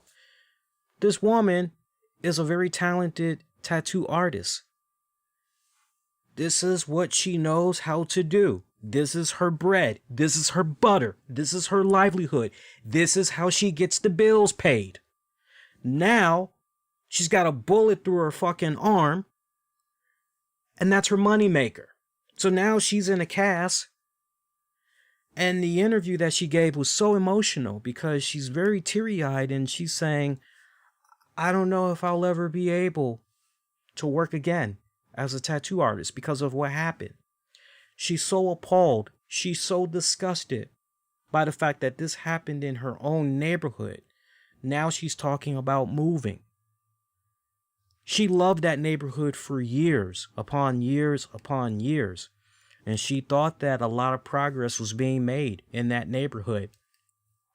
With all the developments happening, you guys know that area I'm talking. Yeah. Hey, look, man, when it's all said and done, you could do all the developments you want. You ain't gonna get rid of the ghetto. Okay? You ain't gonna get rid of the ghetto. Not in DC. You ain't gonna get rid of the ghetto. And that's the position where she's in right now. So she may have to prepare for an entirely different industry when it's all said and done. So, to my point earlier, I don't like seeing people get fired, especially during the holidays. So for Zelina, look, pretty reputable track record with her involvement in the wrestling business. She'll definitely bounce back on top. I know everybody's already going, Ring of Honor, AEW. Look, honestly, I hope she goes to AEW. And I'm going to tell you the reason why I hope she goes to AEW. AEW needs all the help it can get right now with their women's division. And I appreciate the fact that Tony Khan, Cody and them, I appreciate the fact that they have acknowledged the scrutiny that fans have been giving them for that women's division, especially as far as the showcasing of women's matches goes and everything. I appreciate them being very transparent and saying, yeah, that's definitely something that we need to work on. We are definitely going to improve on that. We're listening. I appreciate them acknowledging that. You guys have no idea. I hope that they strongly consider looking into tapping into a talent like a Zelina Vega. Now, what does that mean for guys like Andrade? What does that mean for guys like Pepe Le Pew Garza? What does that mean for them? Because now they're kind of dangling in the wind there. And I'm sorry, but there's only so many weeks that I can fucking tolerate. And look, before anybody jumps down my throat, I'm not making fun of the brother's accent. I'm not making fun of how he speaks English. I'm just up to here already with Pepe Le Pew Garza's promos. Hello, ladies. I have something for you. It is a flower, a rose for you, because you are special to me. I'm sorry. There's only but so much I can take of that on a weekly basis. If it flowed a lot more, if it rolled off the tongue a lot more, that'd be one thing. But man, it's painful. It's painful.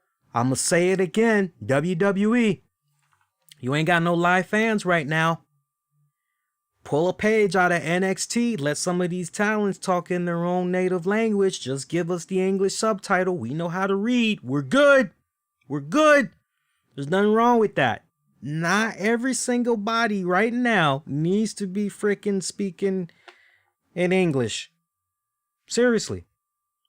Seriously. It's so nerve-wracking because you know what these talents are capable of. And my whole thing is when you put them out there and it's blatant disrespect. Can I be real? It just comes off blatantly disrespectful. Well, I don't give a fuck that you only know how to speak this language. You're in America now, so I need you to talk English. Say what?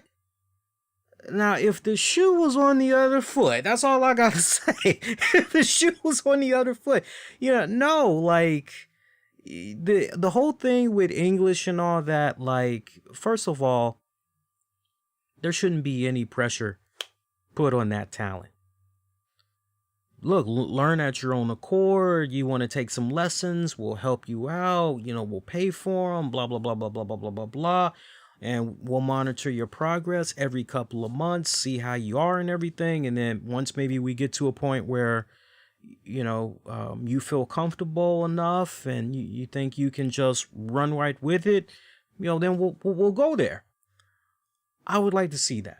I would like to see. That's why I love it when I get to see Io Shirai, Xia Li, and a few others. That's why I love it when I get to see them down in NXT and they're talking in their native tongue. I love it. It's like, why can't we implement this on the main roster? What's the problem? Especially right now with this pandemic. I mean, I'll pose that question to you. What's the problem? Why can't we do it right now? Like, we're that lazy as a society that we can't read English subtitle? I can't tell you. See, that's the whole thing. See, that lets you know that WWE ain't really tapping into their audience, because there isn't a family member or friend that I know of that in some shape or form is picking up something international that has English subtitle. I remember when I was watching Man of Tai Chi. I'm sure a lot of you guys can back me up on this. I remember when I was watching Man of Tai Chi. Man of Tai Chi was fucking the Man of Tai Chi joint I watched, English subtitle.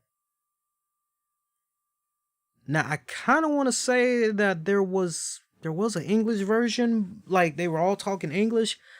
I don't really remember watching. I remember doing a lot of reading when I was looking at Man of Tai Chi.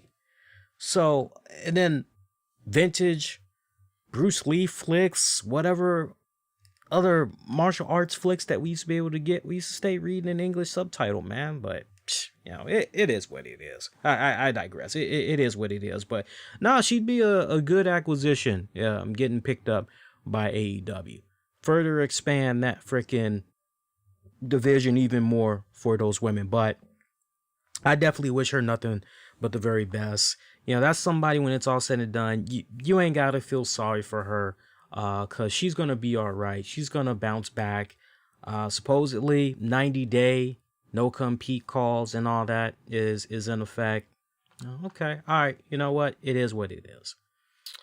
Want to send a speedy recovery and best wishes to the beautiful and the lovely, the super genie, Melissa Coates. This is somebody that I gotta be honest with you, even to this very day, I have continued to have a crush for.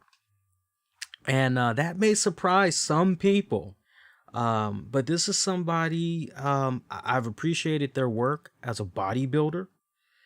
And I definitely appreciated their work in the early parts of their career. Not so much, because for me, it's a bit of a hazy little memory when it comes to her tenure with WWE, because she pretty much was involved in WWE in the mid 2000s. It was a quick cup of coffee. I mean, she really wasn't there that long. But I remember her doing some stuff for the NWA Arnicky promotion. I remember her doing some stuff also for WSU. And she was just always, doing stuff around the independents and everything. So, and that's just some of the promotions that I can name off the break for you guys. We'd be here all night just going over the list of the promotions. Why am I saying speedy recovery for her? You may ask. Speedy recovery to her because she had to undergo surgery, and this was to amputate her leg.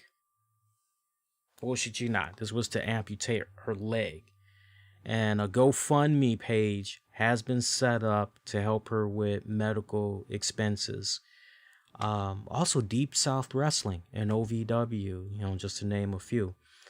For those of you that want to donate, I'm going to give you guys the link here and the synopsis for it. It's actually not even that long. I can read it to you. And if her face is kind of in your mind, but you can't really put your finger, the woman that's been running around with Sabu for the past several years. Yeah, you know that's his woman, right? Yeah, that's the Super Genie, Melissa Coates.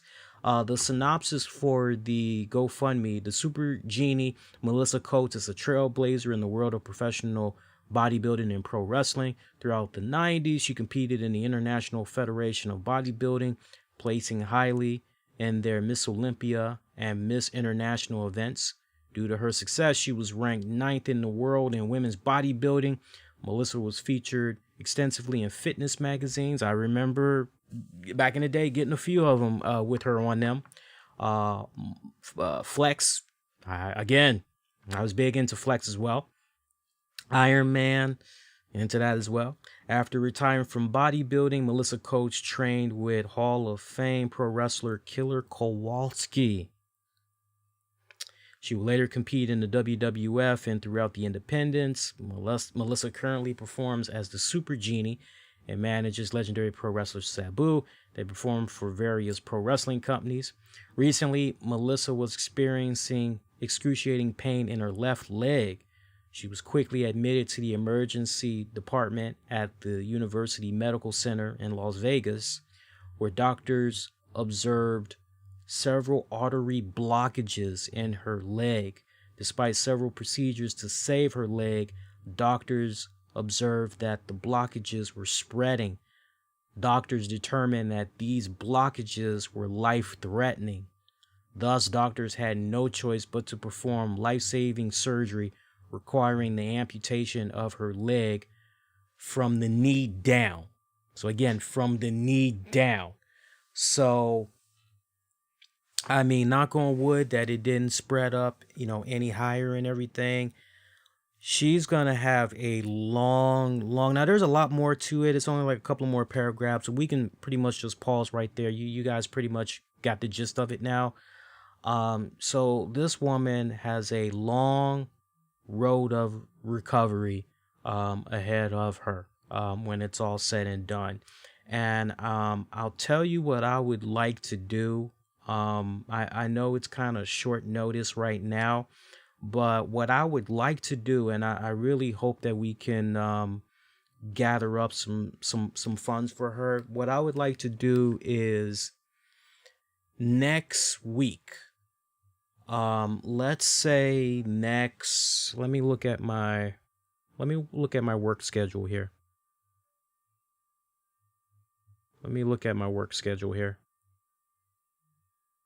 Because I want to make a nice cool deal with you guys.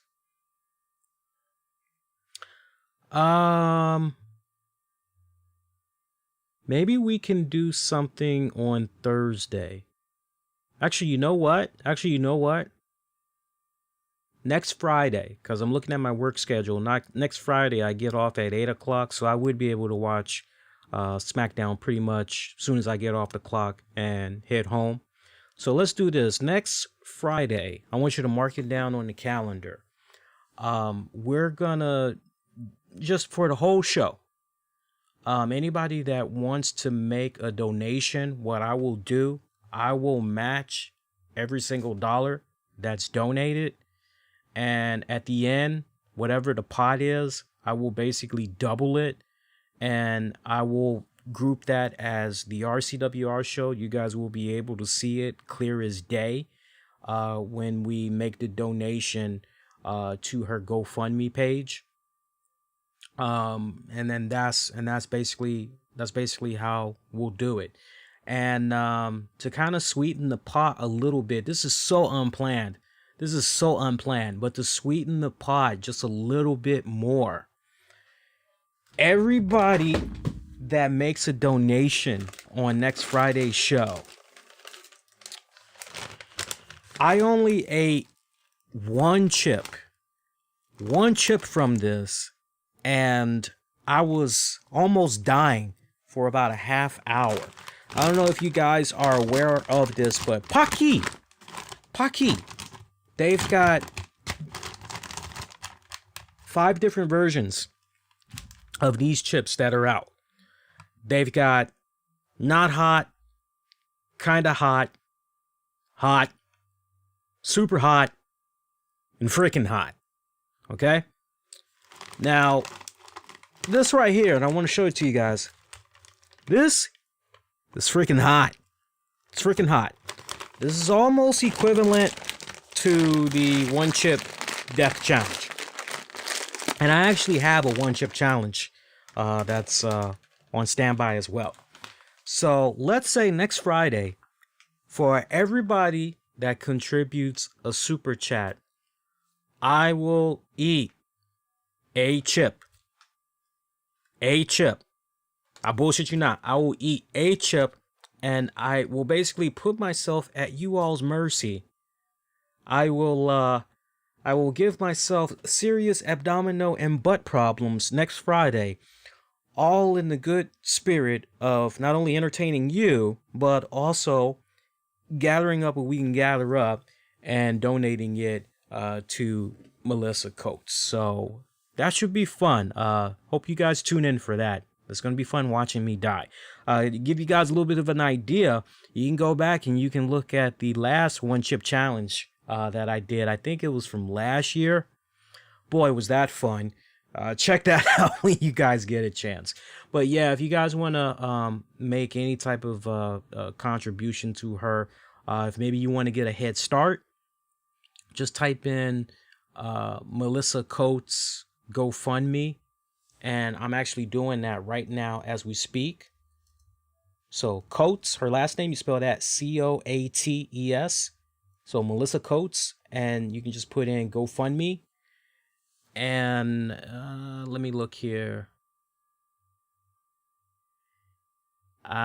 Sadly, it is, you got to scroll down in a Bing Google search. It looks like it's the 4th, 5th, or 6th. Looks like it's 6 on the list. You guys shouldn't have to scroll that far down. But I'll do this for you guys here. Those of you that maybe want to get the jump start right now and you want to maybe make a donation to her.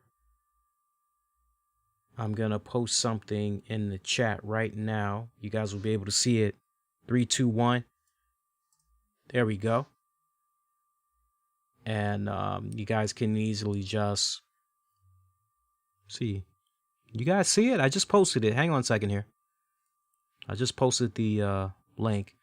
All right, hang on. Let me try that again because I'm seeing you guys aren't seeing it. So let me try that one more time. And give me the chat app.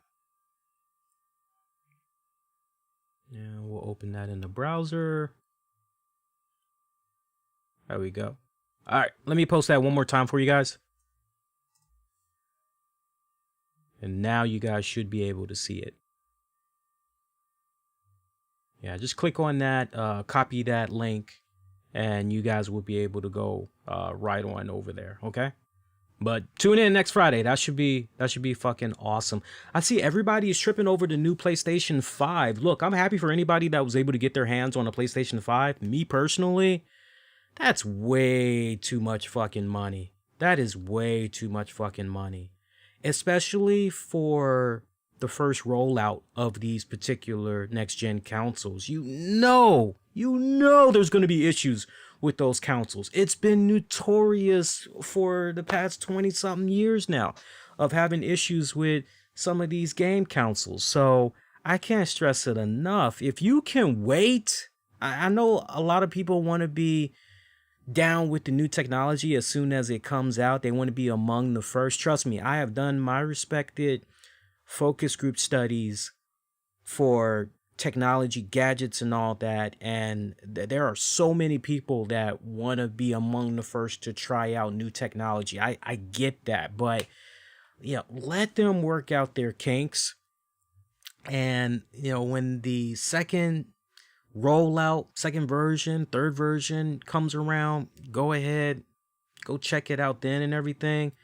But Jesus Christ, man, it's ridiculous what's going on with just the PlayStation 5 particularly. I'm sure it's probably the same thing with the Xbox as well, but I'm mainly tripping over the PlayStation 5 because, look, I'll admit, a beautifully executed game graphic-wise when I see one. And what the team was able to do with that Miles Morales Spider-Man game Oh my God. Yeah, that makes a motherfucker wanna. I will buy a console just to. But I couldn't help but notice, pays to follow me on Twitter because I shared the news on Twitter. You got motherfuckers that are going to eBay and they are spending almost close to $32,000 on a PlayStation 5. Now, look, man, look, y'all know me. I always say on this show, I ain't about being concerned what's going on in other people's pockets. I'm just concerned about me, myself, and not. Life must be good. That's all I gotta say. Life must be good if you got that kind of cash floating around and you can pretty much blow it on a game console. I mean, can you just imagine that conversation that you having with your significant other? I mean that's a down deposit on a wedding. That is essentially your wedding. That covers your Airbnb for the joint you're gonna be staying at. That covers a down payment, couple of down payments for your new car. That's a down payment for trying to get a home, mortgage, and all that. Jesus Christ! I mean, look, to each its own. But with everything that's going on right now, some of these companies, and this is that talk for real. This that real talk. Look, I know these companies like Sony and Microsoft, they're not in this for the charity. I get that. I get that. But given everything that's been going on right now with the pandemic and everything, I just wish personally that these new next gen consoles weren't released at all this quarter. Now, if you want to maybe revisit and say, let's try for summer of 2021, I totally would have been down for that. And what's really sad is that a lot of these companies, they could have done that. They could have easily done that, but they didn't. We're in the middle of this goddamn pandemic right now. Not to go all Debbie Downer and everything, but we got this pandemic going down right now. And it's estimated that by March 1st, at the rate that people are dropping, we're most likely going to hit 400,000. That's 400K, people. I'm sorry, but shit like that, like the last thing on my mind, to each its own, but the last thing on my mind right now is a game console. Seriously, the last thing on my mind is a game console. I mean, seriously. But look, to those of you that got it like that, and now look, granted, some people, they pre-ordered these consoles way ahead of time. They got them for the true retail price. If it was 500, 600 or whatever, or 700, whatever it was, they were able to actually get it for that. Kudos to them. Kudos to them. But jumping out there, paying over $1,000, almost going as high as $32,000 for a game console. Yeah, man, I don't know about all that. To each its own. Must be nice. That's all I gotta say. I envy you. You have my respect tremendously. You have my fucking respect. See, other than that, speaking about video games and all that, so I see AEW, they have really, really got things popping as far as video games and all that goes. I didn't get a chance to reflect on this when the news had initially broke, but Cat is officially out of the bag now, as AEW, they are going to be multiple video games, apparently. Multiple video games they're going to be releasing. One of those video games is with a former WWE 2K team. Very ecstatic to hear about this. So during the AEW Games event on YouTube, looks like there was some information released. 3 new games were announced, one of which is going to be developed by Ukes. Footage was shown of Kenny Omega versus Chris Jericho, with Cheetah interfering. And it looks like, although AEW doesn't have intergender competition, looks as though the AEW game Will. This was hosted by Omega, Cody, Britt Baker, Aubrey Edwards. This game is still in development. No release date is known at this time. And I wanted to make sure that, because I was going to try to show the video game footage, but I had a hard time. Okay, where's the actual gaming footage for this? And I wasn't sure if I was, and I'm sure you guys know exactly what I'm talking about. You're not really sure if you're looking at actual game footage from AEW or if you're looking at what somebody did with their created wrestler for a WWE game. So I spent about maybe 25 minutes trying to find, and it was like, okay, I give up. And it never clicked in my mind, well, shit, just go to the AEW joint on YouTube. So I'll have some of those images for the next show for you guys. But I mean, feel more than welcome to go get the head start and look at some of the images that they got running around there. But remember Ukes, who is somebody that we've talking about a lot within recent years. They were behind the Smackdown series alongside Visual Concepts, and Ukes, they pretty much left after 2K19, and they pretty much said, look, this yearly grind of always putting something out there on that level of a consistent basis, now that's very hindering for us, because by the time a game reaches the consumer, we're already working on the next installment, and a lot of cool ideas that we have, it has to get shelved because we have to prioritize. I mean, it was just this whole spill. It was a legit spill that they were putting out there, but eventually Ukes, they just, okay, yeah, we're out. Bump this, we're out. So in addition to this AEW game that's going to be coming out, and I got to tell you, the little bit that I saw, I was quite fucking impressed. There's also going to be 2 other games, one of them called AEW Casino Double or Nothing, and AEW Elite General Manager. And the latter of the two is mobile games where you build a wrestling show and battle other people. And it's being described as an evolution of the GM simulator game. There's going to be a beta test for the game coming soon. I used to be fans of stuff like that when it came to the SmackDown series. I used to be a big fan of going in there, simming stuff, having the option to actually play a match and being in control of the wrestler and everything. But it's been a good minute since I've played something that was like of the SmackDown series. So hopefully they can get that pop in on all cylinders.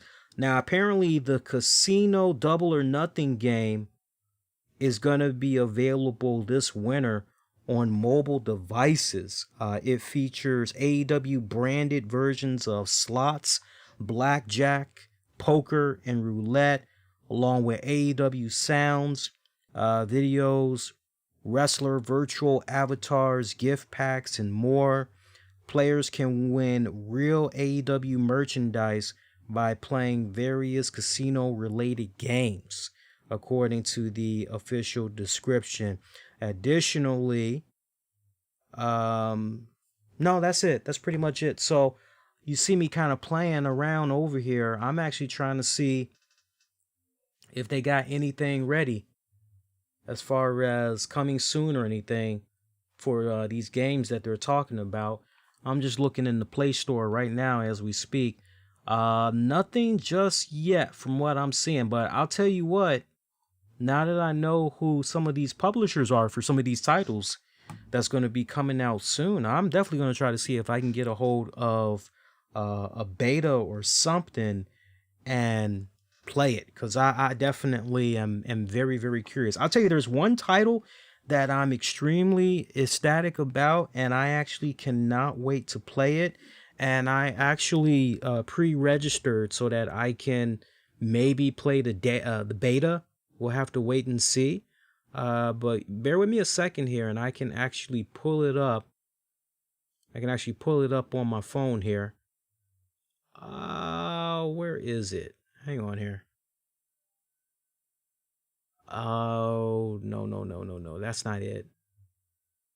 There's something that I had pre-registered for. It's a wrestling video game. Trying to see if I can find it for you guys real quick. And that's the weird part. I'm not seeing it right now. Hang on here. I'll say, and then say new game. And give me news. No, that's not it. There it is. There it is. There's a new WWE game that's getting ready to come out. I don't know if you guys are aware of this. It's called WWE Undefeated. And that game looks fucking sick. You guys may want to go on ahead and check out the graphics and all that. It's got a Japan animated MAGA type of vibe to it when you check it out. It looks really fucking badass. It has all of those incorporations, meets a little bit of maybe WWE mayhem. You could also maybe mix in there WWE champions as well. It looks pretty badass. Think of all of those things and throw into the mix Capcom Street Fighter. And it looks really, really fucking good. And I'll tell you this. I know exactly what this was a result of when it's all said and done. I can tell you exactly why they went in this direction that they went into. If you guys recall, several months ago, there was a game that I was talking about, King of Fighters All-Stars by Netmarble. They did a phenomenal job with that game. And for those of you that maybe don't recall, at one point I was talking about the game because they had an all-month-long event that was going on where you could play and eventually unlock, if you had gathered up enough souls, of some of your favorite WWE superstars. So you were able to play as, it was either 2 or 3 different versions of John Cena. I want to say 2 versions. You could unlock Dwayne "The Rock" Johnson, The Undertaker, Seth Rollins, Becky Lynch, Kofi Kingston. I don't think I'm leaving anybody out. I ended up unlocking John Cena. I was close to unlocking the Thugonomics version, but I didn't get it. But I got John Cena, Becky Lynch, Kofi, Seth Rollins, Undertaker. So I was pretty close to getting all of. Oh, and I think I might have got The Rock as well. I'm not sure. It's weird too because initially I had got The Rock under the very first account for King of Fighters All-Stars. But then something weird went down and I didn't sync up my data properly and I pretty much had to start from scratch. Luckily, I didn't level up that high. I think at that point my account was maybe at level 5 or whatever for the game. So I started from scratch, and then that go round, the very first wrestler I unlocked was, I think the first wrestler I unlocked was Kofi. I was so let down because it was like, no, Rock, give me The Rock. I want The Rock, damn it. Because I was enjoying his moveset off the break. But when you look at that particular game, and those of you that were able to play the game, you were able to unlock some of those talents, it makes all the sense in the world when you see this upcoming WWE Undefeated game, and you go, okay, so they're taking their pages from, okay, makes sense now. Okay, got that. So be on the lookout for that, because they got a reveal trailer that's out and everything. And I tell you what, next go around, just, so we have something to do. Monday's show, we can definitely bring it up on there. I'll show you guys some of the footage and all that's going on. Let's see. Other than that, see a couple other topics we can get into. Let's see what else we can get into before we get ready to roll out. Well, I'll tell you what. I think at this point we can pretty much go into the special announcement that I've been kind of teasing all throughout the show and everything. So look, I don't know exactly what this means for the RCWR show in general. As long as I'm able to continue doing the shows, I will definitely continue to do the shows for you guys, no problem. But the special announcement. So I have been talking about it with the family off and on for about 2 years now. And while I actually was out sick for about a week and a half, this week, my job only had me come back once this week just to get my feet wet, but really see if, okay, you're back, but, are you back, or should you be on bed rest a little bit more? So they just wanted to test me out for a couple of hours this week, and once they saw, no, he's good to go. And it's kind of nice how they did that. They really do care about their employees. They want to make sure everybody is safe, nobody gets sick and everything, but that when people do come back, they really are at 100%. So after they saw I was at 100%, they pretty much were like, okay, well, you're back in full effect next week. I'm like, okay, all right, cool.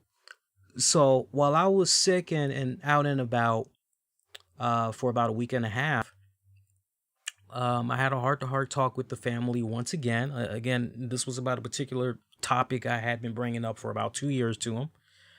And I talked to them while I was out sick, and I said, okay, well, let's pull the trigger. Let's fucking do it. And so I did pull the trigger. Beginning spring of 2021, I will be returning to school. I will be going to college, and I will be majoring in a associate's degree in science. It's basically the degree is going to be in television and radio. And this was once I really sat down and really talked to the family about this. Like, they know how passionate I've been about podcasting, all video aspects, cinematography and everything. And, for them, for everybody involved, this was really just about knowing that I should be striving for better. I should be achieving better. I shouldn't just be settling. And they see the passion that I have for this and how I've continued to have the passion for it for a good number of years now. And so I sat down, I looked at quite a few colleges, and I just got it down to one college, and I said, okay, well, tag, they're it. They're the ones I want. So I put in the application and everything. Heard back from them, in a couple of days. Congratulations, you're admitted. And they've got me doing a placement test right now. So all this week I have been studying. Boy, I tell you, some of the stuff that I've had to go back and relearn all over again. It's fun. I'm being sarcastic, but no. I'm doing all of these practice tests, knowledge tests, prep, and all of this stuff just ultimately to help out with placement, as far as, okay, well, these are the courses we recommend that you take. I got to talk with my counselor next week, so this coming week, to find out, look, this is the roadmap, this is what I'm thinking, these are the courses I'm considering, what do you think? And I gotta basically bounce off of them and everything. Yeah, and so that's basically where we're at right now. And the family, I got everybody's support, and they're like, how far are you going to take this? I said, honestly, I want a bachelor's, but let's see what happens with the associates. But it would definitely open up, many more windows and everything. Especially, I'm not just looking at it from a monetary standpoint, but I will tell you, I will tell you, as I've gotten older, I have really started thinking about, okay, well, where do I want to be 5 years from now? Where do I want to be 10 years from now? What do I want to have going on? So I am thinking about the future, because nothing is forever, and It's best to try to get on top of things now before father time has just, it's really passed you by. You can't tap into that. You forget that ship has essentially sailed for you. So it's cool. It's a little scary. It is a little scary. I'm a little bit intimidated, but family backing me, motivating me. It's been all inspiring, and I feel like Rodney Dangerfield in Back to School, with everything that's going on. I kind of feel like that to a certain degree. I don't know what it means for the shows. I don't. As far as I know, I'm going to continue to do these shows for as long as I can. Because, I mean, honestly, I plan on doing these shows at least for another 10, 15 years. I still feel as excited as when I first began doing it in 2011. I still get that excitement to this very day. I'm trying to do my best to make sure that my schedule does not interfere with when I'm supposed to do the shows, because that's a lot that I'm going to have on my plate. I'm going to be juggling. And I got to get 15 credits. I think it's 15 credits a semester, or maybe it's 15 credits total in order to get the degree. I can't really remember. That's why I got to talk to the counselor. But the courses that I'm taking, that I plan on taking, some of what I looked at, it wouldn't necessarily interfere with when I'm supposed to do the shows and everything. But we'll work it out. We'll work it out. And I mean, look, if ultimately, a new co-host is maybe going to have to come in, and for the times I'm not going to be available to do a show, then at least, the show is still thriving. It's still, continuing on and everything. And, we'll see. But not to get all long-winded, just being transparent, letting you guys know exactly what's going on. So, again, to recap, going back to college, it begins spring of next year. Doing placement tests right now. I've already been accepted to the college. I just got to now get with my counselor, figure out the roadmap, the courses that I need to be taking. And I'm in it for the long haul. Probably what's the most challenging is where to start as far as the student financial aid and all that, because there's so many areas. I mean, you guys got it made. You younger folks, you guys got it made. We didn't have as many options as you guys have it today when I was in school, in the 90s, 90s going into 2000. We didn't have it like you guys. I mean, it was pretty much, oh, you need financial aid? Okay. And it was a really short list of, okay, this is who you can go to. But I mean, now it's like fucking Baskin Robbins 31 freaking flavors. It's ridiculous, man. But I'm excited. I'm very excited. And the best part that I like about the fact that I'm going to be able to, go to school and everything, I'm going to be able to, and I'm sure you guys are excited as well over this, is that you can do this remotely. I mean, at times there are going to be campuses. At times there is going to be some classes I'm going to have to take on campus, because the particular thing that they're trying to teach me, it can't really be done by remote. It can't really be done by a remote location. Like physically, you're going to have to go to a campus. It's another reason why. There's another reason why I had picked this particular college as well, because they have essentially 3 locations. So if in the event, okay, can't do remote this week because I actually got to go on campus, it's kind of one of those deals where, okay, well, this is where we're going to be holding class for this week to teach you guys this. It's not that far from my home. So I'm freaking excited. So yeah, so that's the special announcement, and appreciate y'all's thoughts, best well wishes, means a lot. Also, some listeners have private messaged me, sent an email, some even left comments in the YouTube section that I kind of caught up on a couple of days ago. it's been brought to my attention that some of you all have not been able to find the show on Spotify. And you're going, what the fuck? I was getting ready to listen to you, and boom, your show's no longer there. What happened? You suffered the Thanos snap. What happened? This was news to me. I reached out to the people at Spotify to find out what was going on.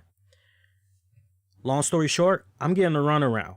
So on the one hand, I'm being told, oh, it looks like something was fired up using an audio boom RSS feed over at blah, blah, blah. And I'm going, well, that's inaccurate because I have had no affiliation with Audio Boom in a couple of years now. I'm not doing anything. I didn't give a green light for Audio Boom to try to upload the show to Spotify. So no, you guys should be using this RSS feed. Okay, no problem. So we're going to get rid of that. Of course, this was not in a chat. This was in an email that would come a couple of hours later. So the next email I get from Spotify support a couple of hours later. Okay, so we've deleted the Audio Boom link and cleaned up some more blah, blah, blah. But we also see that the current RSS feed that you submitted to us, it looks as though it may have violated our terms and policies. Your hosting platform should be contacting you shortly, or somebody here from customer support. Now, from what I tallied up from when people started complaining that the show was no longer on Spotify, this was maybe about a week, maybe almost a week and a half. So it kind of coincides, because I remember physically checking to see that the RCWR show for November 2nd hit all the feeds. And last I saw, definitely on Spotify, that November 2nd episode was on Spotify. So at some point, I would say after November 4th or 5th to about maybe 2 days ago, when I was checking all the messages and you guys were saying, hey, the show's no longer on Spotify. What the fuck's going on? Somehow that's when the shit had went down. I got in contact with the hosting provider for my podcast that's also responsible for distribution.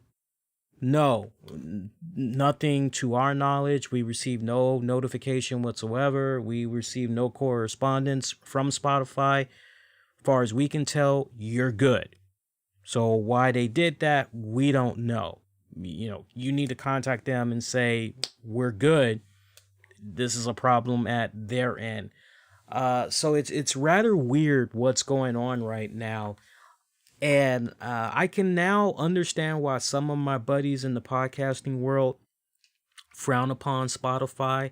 I did some more research online, and I was seeing how people were having similar experiences where no notification, no email, no communication whatsoever was given to them, letting them know, hey, look, this is why your podcast has been pulled. Not even at least giving you an option to clean up what you need to clean up and keep it rocking and rolling. I did no violations whatsoever, as far as I know, for Spotify. And remember, the key words that they used, they said, we think. We think. I can show you guys the email. They actually said, we think. It's like, okay, well, I'm sorry, but pretty baby, don't think. No. It's either one or the other. It ain't that hard. And it's like, and I told them in a follow-up email, I said, you guys can go back and you can look at content from 3 months ago. Hell, you can look at content for an entire year. You're not going to find any violations whatsoever. So, other than me saying a few curse words here and there, what is this really about? And the only thing that I could maybe think of, and that would be really petty if they did operate this way, the only thing I can think of is, I remember when we began the show in 2011, there was a period from 2011 to about maybe 2015, maybe 2016 even. I loved playing music. And in between commercial breaks, I would let whole songs play. If there was some new music that was getting ready to come out from one of my favorite artists, I would promote that, all in a good name of just promoting them. And this was music that I would always buy. Whatever I was promoting, I would always end up buying it. So it wasn't a case where I'm pulling a fucking U-turn thing with a new Metallica album and Metallica's got to take my ass to court. It wasn't anything like that. And I remember when we had submitted the podcast to Spotify. I think we submitted the podcast to Spotify, if not 2016, then for sure 2017. And one of the conditions that we as podcast content creators agree is, hey, as far as piracy goes, music, no. So what I don't understand is, I know for at least since 2016, if not 2016, definitely damn sure 2017 to the present, I haven't done anything with music. What I don't understand is, well, why not just eliminate a particular year? That would suck for you, the listeners. But why not just eliminate a particular year or two worth of shows that for a fact, well, it kind of seems like you're all over the place here on the music, so we need to delete these so that we don't have any issues. So I took a look at the analytics, and just to really prepare myself and prepare you guys, and I didn't really realize this, but there's a decent amount of you guys that check out, that were checking out the show on Spotify. When I look at the pie chart pretty much on a monthly basis, out of that 100%, 9% of you were accessing the show via Spotify. Now, for some of you guys, you may hear 9% and you may go, that's nothing. That's kind of a small number. But it's when you really break it down. So Spotify, yes, I'm a nerd. I love my numbers, in case you haven't figured it out. So for me, in my case, Spotify, that 9%, within a 30-day period, I was averaging anywhere from 60 to over 100 listens monthly. Again, in a 30-day period. So take that 60 to 100, multiply that, into X amount of weeks that's in a year. And that's a good chunk of downloads / plays that you're missing for that show. So for me, it doesn't sting, but it's enough for me to respect that, hey, there's a community of 9% of folks out of that 100 that's checking out the show via here. The top outlets that I had saw, and I can actually pull it up for you guys right now. I actually think I still have that outlet open here. Yeah, I do. The top outlets, as far as accessing the show, Apple Podcasts, Pandora, Stitcher. And again, 9%, over 9% was Spotify. Now, pretty much replacing that, it looks like it's Spreaker, and it kind of trickles on down. It's basically a tie for everybody else. And when I say a tie, it's pretty much ties almost all across at 5% for this platform, 5% for that platform, 5% for... So for you guys that need your fix, I understand you guys are going through a little, because you're used to Spotify. I love Spotify. I got a monthly subscription to Spotify. I love it. I give Spotify a lot of praise. That is one of my go-tos. If I'm not doing Spotify, I am doing Pandora. If I'm not doing Pandora, I'm doing Sirius XM. But Spotify is my number one go-to. So I feel you guys that are saying, hey, Spotify, what's going on? I'm trying to clean this up as quick as possible, but you guys need to be prepared.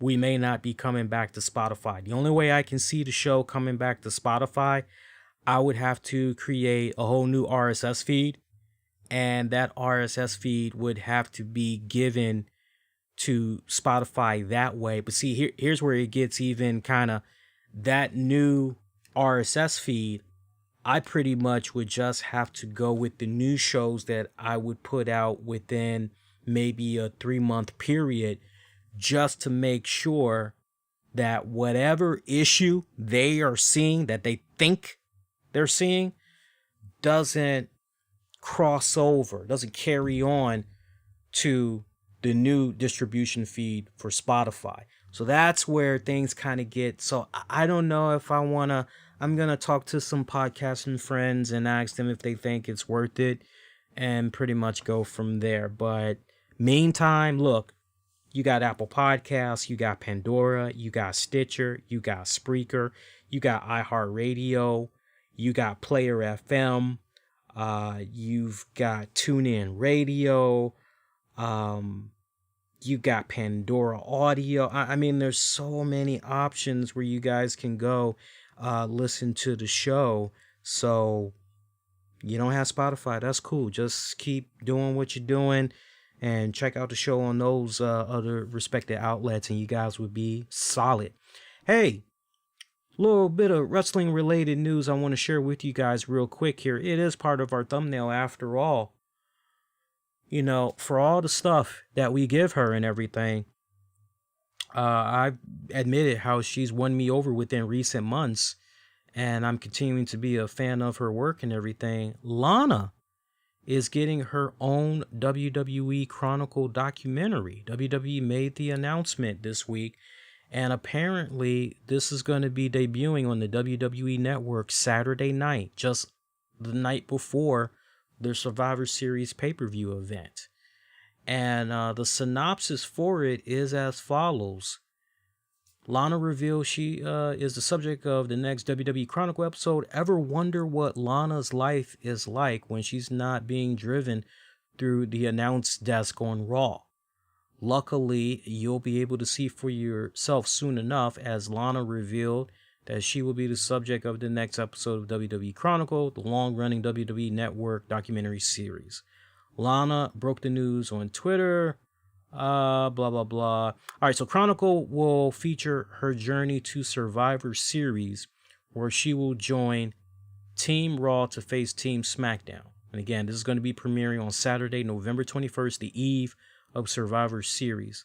WWE Chronicle Lana will take you behind the scenes of the vivacious superstar's life away from the ring, including as she spends time with her family. Expect to see a side of Lana that you've never seen before when the next episode of WWE Chronicle drops Saturday, November 21st. All right, so, look, I'm not going to pass judgment on this. 2 cents from a distance, and I could be wrong, but it kind of comes off to me that anybody else is really kind of coming to the conclusion now that Lana's probably going to be the one to pick up the W for Team Raw there for the women. Really comes off that way. Look, I have no problem with this. If this is WWE's way of trying to continue to elevate Lana even more, then I'm all fine for it. I've got no problem with that whatsoever. Like I said, she's won me over within recent weeks. I'm enjoying the work that she's doing. I never thought I'd find myself, hey, I like Lana's work. So I'm not going to pass judgment on this special until I actually get the opportunity to, watch it. I'm curious to see if when they filmed this, okay, so, did you guys, is Rusev going to be part of this? Is Miro going to be part of this? Or are we going to be dodging him at all costs? I'm most curious. If Miro were to pop up on there, how are we going to dub him? Former WWE star? Former WWE superstar? Is that how we're going to dub him? I'm most curious. So we'll see. We'll wait and see how that pans out. Let's see. Other than that, there's really nothing else we need to dive into, but I will say this. It's the 15th anniversary of, the passing of Eddie Guerrero, as we now pretty much go well past into the midnight hour. It's now the 14th of November, but Friday, November 13th, when we, came on initially, it marked the 15th anniversary since the passing of Eddie Guerrero, one of my all-time favorite Latin wrestlers. One of my all-time favorites. I haven't seen anyone come close to Eddie Guerrero since, in my respected lifetime. And let me make sure I really stress that. I haven't seen anybody come close to lacing up his boots. There isn't a year that goes by that I don't think about Eddie and say, man, I wonder what Eddie would be doing this go round, because I can just picture him getting involved in this, or I can picture him, for example, the stuff going on with Mysterio and family and Seth Rollins. I could just picture him very easily being right up in there, even having a match or 2 or 3 with Seth Rollins. I could just, maybe he's a coach right now. I could just picture a lot of cool things happening with Eddie right about now. I truly believe Eddie would have been a WWE lifer. I really do. We probably most likely would have seen him wrestle for a few other promotions. I definitely at some point I could have seen him maybe do some stuff for TNA for sure, but eventually come on back to WWE. A lifer, a lifer for sure. Helping out backstage, with the talent and everything. Definitely. I definitely could see all of those things. I remember when I found out he passed,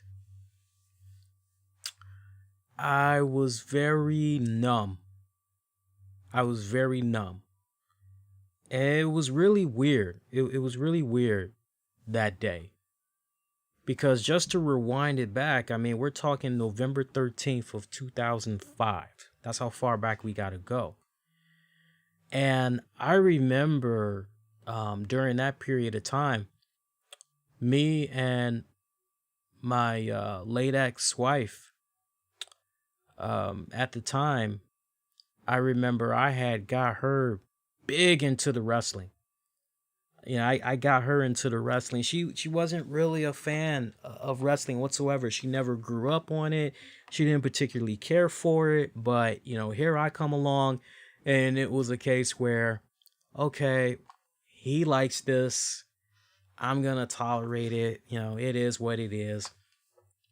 And she really started getting into it.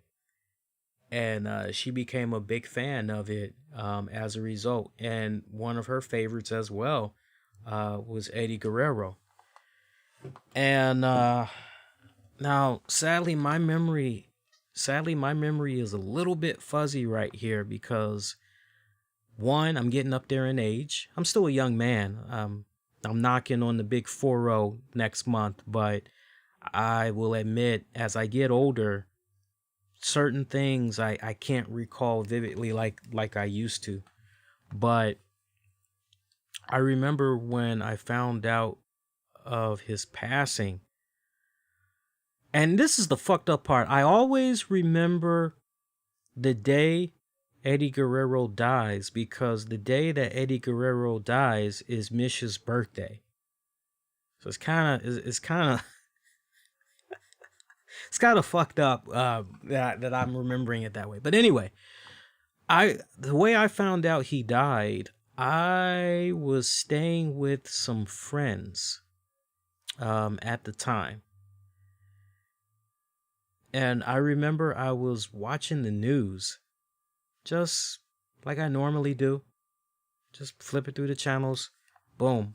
I'm watching the news. And that's pretty much how I found out he passed. And I just was like, wait, what? Say what? And I remember there was a pay-per-view that weekend. And me and my same friends, we kicked back and, we watched the pay-per-view. We were expecting to see Eddie. And we're like, where's Eddie? And we didn't really think nothing much of it at the time. We were like, well, maybe the card changed. Maybe he He couldn't fucking do it. Okay, whatever.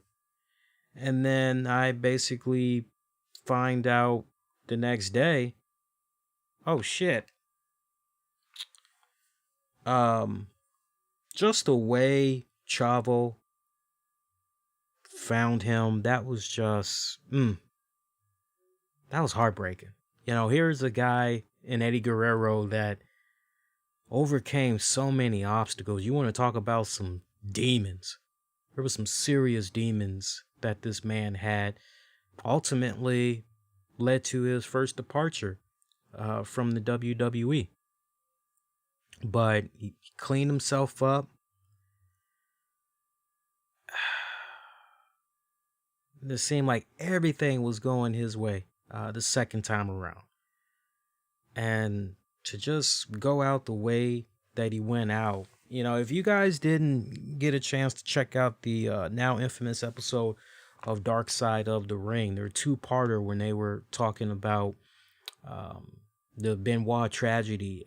I mean, Chavo Guerrero, when you're watching it at the time, and I did have the opportunity to interview Dark Side of the Ring's producer, Evan Husney, about that upcoming season and everything. I remember asking him, okay, so what made you decide to,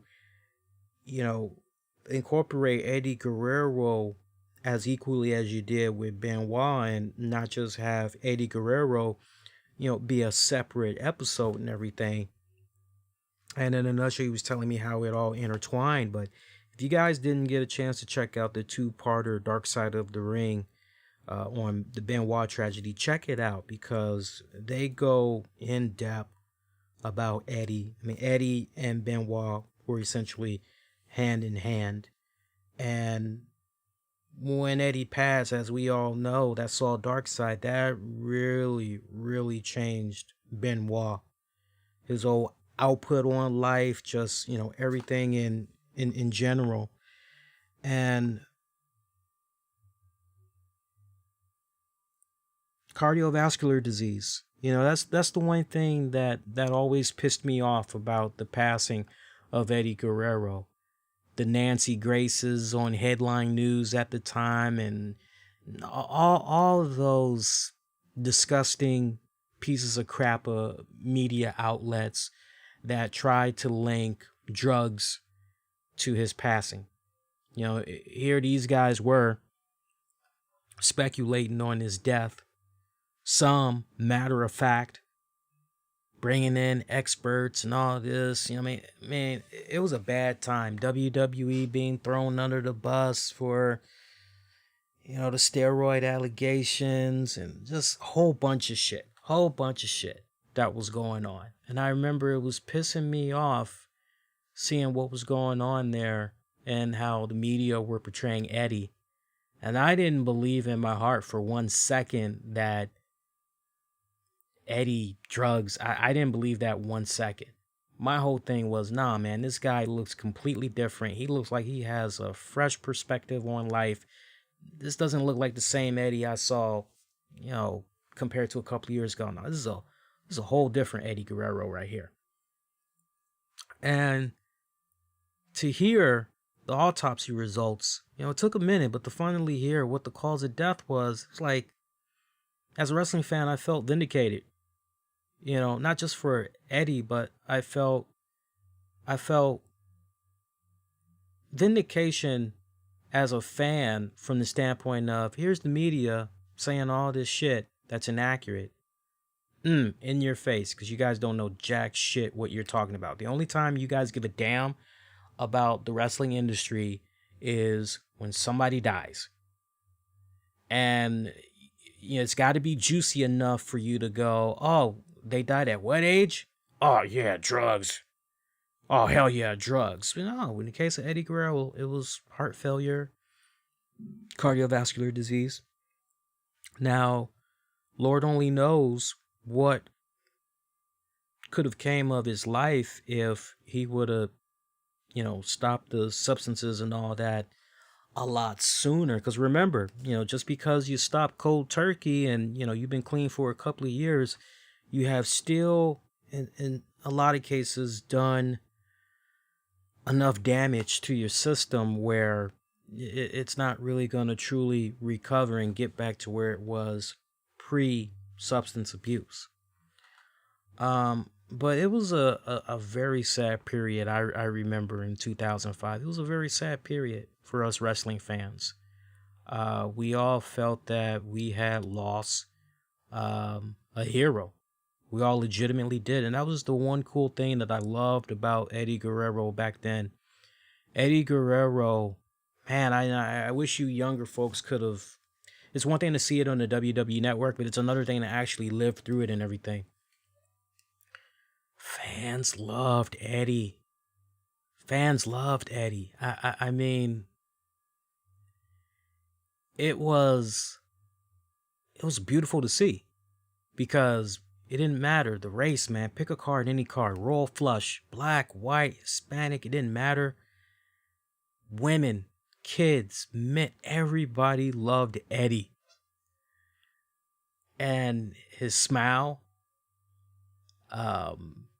when he starts talking, it was very infectious in a welcoming type of way. He oozed machismo. He oozed swag. I haven't seen anybody come close to touching him. I haven't. I remember probably one of my all-time favorite moments. I'm always reminded around this time of the year, some of my favorite moments from his career. Of course, the Radical debut. I mean, look, without that Radical debut happening on Monday Night Raw, where we got to see Dean Malenko, Chris Benoit, Perry Saturn, Eddie Guerrero, without the Radicals appearing there on Monday Night Raw, everything else with regards to Eddie Guerrero, history, involvement, and all that in WWE just would not come to be. So, first off, we got to recognize where things really were popping, and that for me is the pleased to meet you, nice to know me. If you weren't checking out Eddie Guerrero in WCW, well, you're in for a fucking treat, because this man's going to be tearing it up in the WWE. Of course, the work with China. Somewhere I'd like to believe there's a wrestling heaven. Him and China are having a couple of laughs right now, cracking drinks and everything.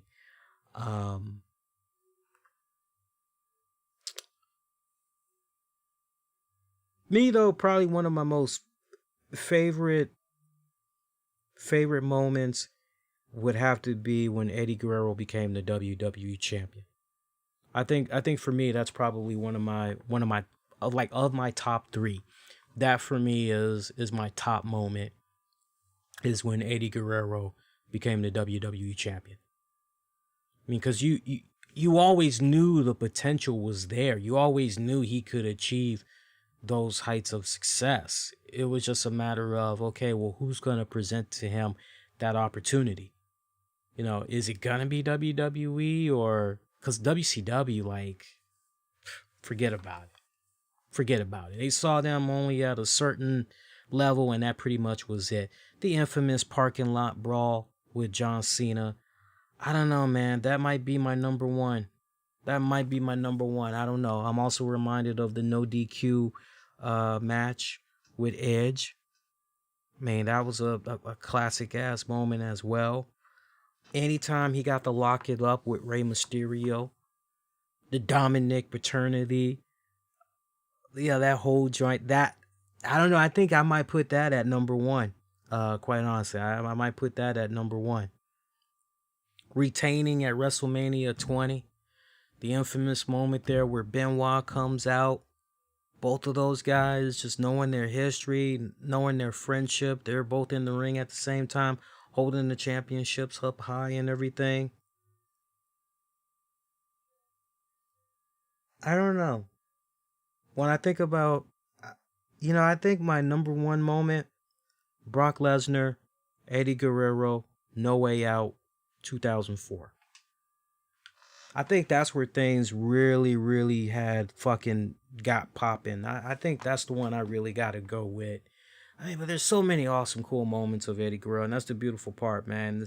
it's nice seeing year after year how we all in the wrestling community that remember growing up on Eddie. And it's even cool seeing newer fans that are discovering Eddie for the first time and they're becoming big fans of his and everything as a result of stuff online and the network and everything. It's great seeing everybody come together every year and yeah, because we're keeping his memory alive. We're keeping his legacy alive. You know, that was somebody that we lost many years before their time, without a doubt. Without a doubt. But yeah, I hope you appreciate that trip down memory lane there. I hope you do. Now, one other thing I want to say as we get ready to wrap up the show. Rest in peace to Alex Trebek. I didn't get a chance to talk about his passing, and it was quite sad. The way I found out, my girl knew, but she didn't have the heart to tell me because she knew how devastating I would probably take that news. So she didn't have the heart to tell me. Instead, she gave me about a half hour, and she just says to me, I take it you saw the news on your phone? And I said, yeah, I saw it. And she was like, sad, huh? I said, yeah. I said, what the fuck? I thought he was fighting this. I thought the treatments were going well. What the hell? And I just shocked me. It shocked me. It shocked me because I thought he was kicking its ass. That's a guy that you want to talk about best TV game show host of all time. Alex Trebek at the top of that list. You can maybe put Bob Barker at number one. Here's if you were to put me on the spot and you were to have me make my top list of all time greatest TV game show hosts.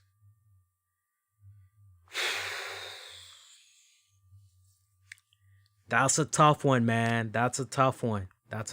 For me personally, my number one would be Bob Barker. My number two would be Family Feud's Richard Dawson. My number three, Alex Trebek. Everybody else has to come under those guys in that order. Everybody else gotta come in just like that, just under that order. But those would be my top three. The thing I liked about Alex Trebek as the host of Jeopardy, contrary to how he was portrayed by Will Ferrell. I called him William, but Will Ferrell on Saturday Night Live. He wasn't a pompous jackass. You know, he wasn't demeaning or anything like that. Here's a guy that obviously knows the answers to the questions that he's asking the contestants.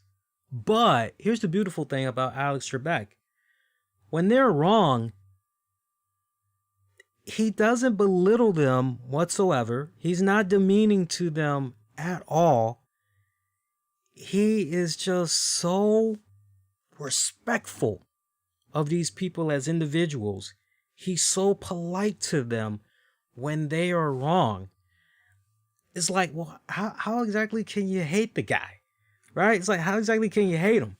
So whenever I watch Jeopardy, man, take your pick. Whether I would watch it with my mom or I would watch it with a friend, or maybe I'd watch it with my cousin, or just whoever was there, and they're like, oh, you're watching Jeopardy, and we're just brainstorming. We both know we don't really have a chance in hell in getting every single answer right, but it's fun to think, because I tell you, for folks like me that were in school back in the day, and when Jeopardy was on, it was for us our continued education.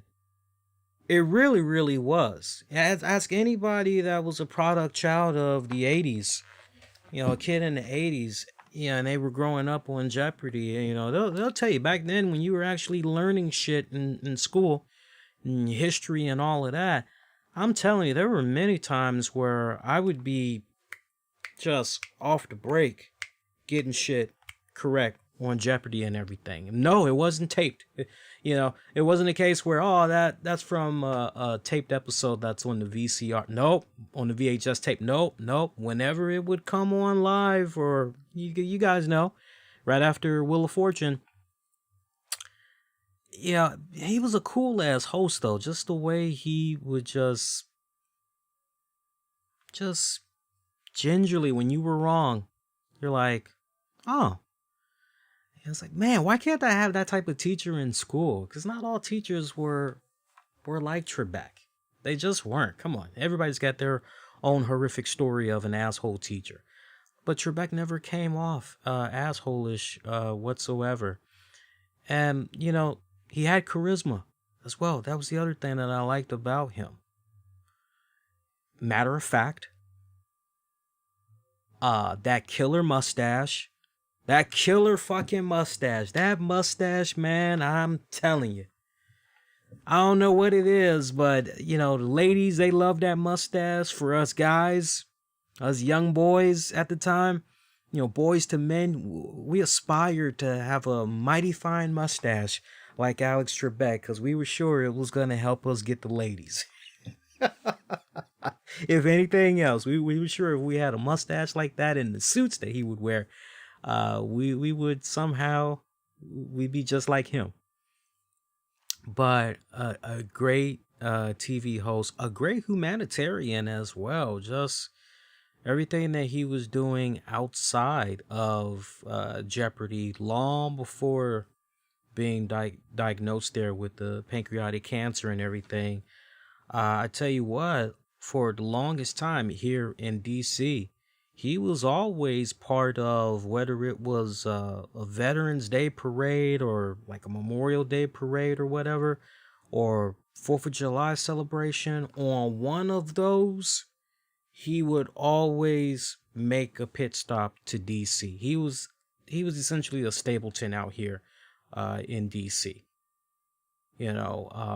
I've known of some friends that had the opportunity to meet him while they were just walking down the street, and they freaking run into him. Very nice, humble guy. What you see is what you get. Very cool, respectful man. He went out the best way possible. I don't know if you guys are really aware of this, but the way he went out was pretty cool. And what I mean by that is, he spends his last night on this earth with the one that he loves and cares about the most, his beautiful wife. His wife that was with him through the good times and the bad times. She was with him till the very end.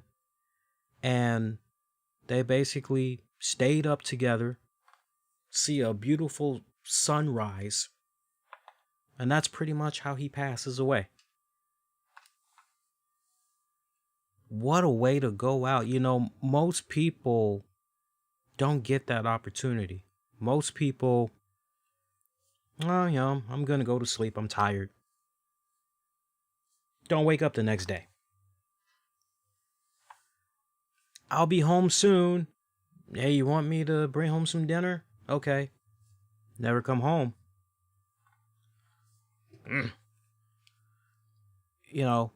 Shit happens, man. It's like, so for him to go out that way, it's kind of bittersweet. It couldn't happen to, honestly, a nicer guy. To be able to say his goodbyes in that type of fashion. Not everybody is fortunate enough to get that opportunity. By the way, to the Milwaukee Fox News anchor that was suspended, saying he wished Mitch McConnell died instead of Alex Trebek. Lord have mercy. That's all I gotta say. If you guys don't know about that, go look that one up. I found myself all day long after I found out the passing of Alex Trebek, I was looking up the infamous SNL Jeopardy skits. Daryl Hammond as Sean Connery, always fucking with Will Ferrell's Alex Trebek. Loved it. Loved it. I'll take swords for 1,000. It's like, that's not swords, that's S words. I'll take the rapist for 300. It's like, that's not the rapist, that's therapist. I mean, just classic fucking funny shit, man. Classic funny shit. I think for me, probably one of my all-time favorite SNL Jeopardy skits. It's gotta be the one where Daryl Hammond is Sean Connery. Norm Macdonald is Burt Reynolds. And I'm trying to think who was the third guest. I can't picture who the third guest was. I think Jerry Lewis? Maybe Jerry Lewis. I'm not sure. Jerry Lewis portrayed by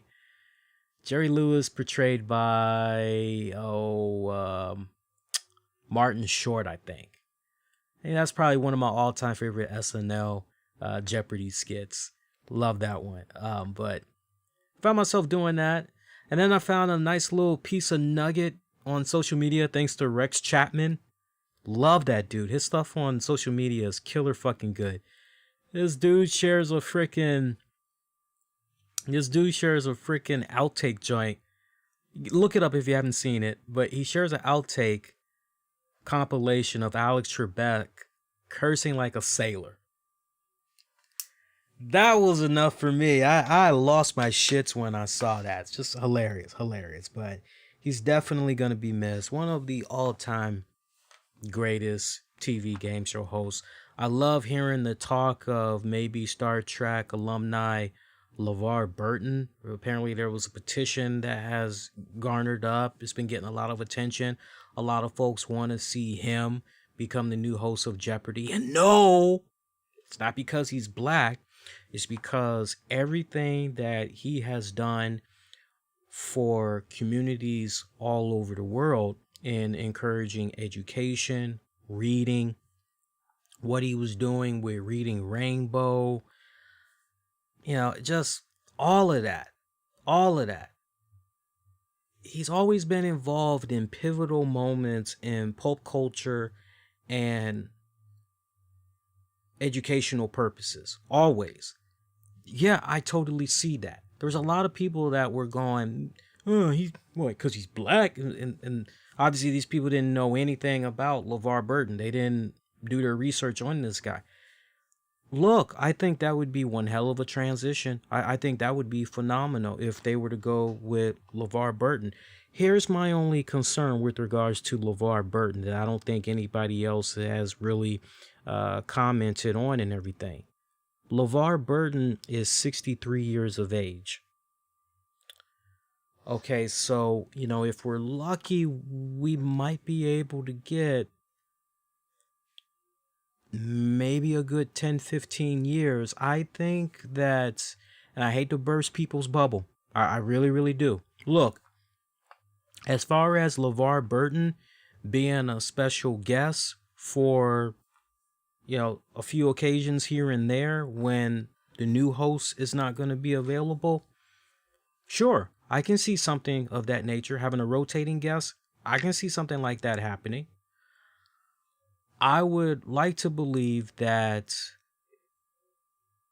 the people behind Jeopardy already have a successor in place and they're going to go in that respected direction. I'm not picturing, look, if LeVar Burton was 10 years younger, just 10 years younger, I would say, I'm sold, let's do it. But he's 63. Now, I'm not saying anybody that becomes the host of Jeopardy, they got to be locked in for 40, 50 years. I'm not saying that whatsoever. But you should be tapping into somebody that hey, look, next 10 years, we ain't got nothing to worry about. Health-wise, they're good. We got nothing to worry about. They are good. So if you're the people behind Jeopardy, that's got to be your mindset right now. Look, I know there was some woman, and I wish I could remember her name because I don't mean any disrespect towards her, but I remember there was a few times where there was a woman that was hosting for Alex Trebek. I think it was after he was diagnosed and he went away for a little bit to, get some treatments and all that. I think that's when she hosted for a bit. She did okay, enough to warrant being the permanent host. I don't think so. I don't think so. I don't personally see that. I wish I could remember her name. I'll have that for you guys next time for those of you that's going, wait a minute, there was a female Jeopardy host? Like, yeah, there was a female Jeopardy host. He almost just, I'm going back to the whole Alex Trebek and all that. Also reminds me a lot of It's Academic. I don't know if you guys have ever watched that show. Probably not. Maybe you've seen it online though. It's possible.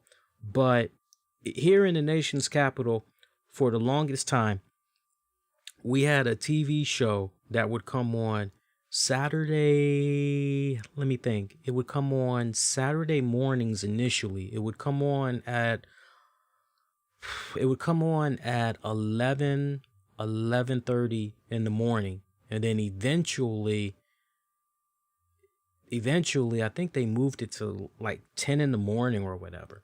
But there was a TV show that was called It's Academic, and it was based out here in the nation's capital. And it aired on Virginia, Maryland, DC affiliates. It was a cool 30-minute show. And the host of that show was Mac McGarry. Awesome host. One of my best friends from junior high actually went on that show. I could have been on the show as well, because he was trying to get me to go. He's like, hey man, we got an opportunity to maybe go on It's Academic, and they're doing these little our school that was at the time, they were doing these little tryouts where they were trying to get the teams together and everything, and basically somehow ultimately get on the TV show and everything. And so there would be some students that would meet after school for about an hour and everything, and hammer out some stuff, go through some pop quizzes, things of that nature. And I had an opportunity back then to try to get in on it, but I was like, nah, it's not for me. I'm good. I don't want to do that. I'd rather go play some arcades. So my friend, he ended up being on It's Academic. If I remember it right, their team did not win. But it was kind of like Jeopardy, so to speak. Pull it up online sometime to get an idea of what I'm talking about. Just pull it up. Go on.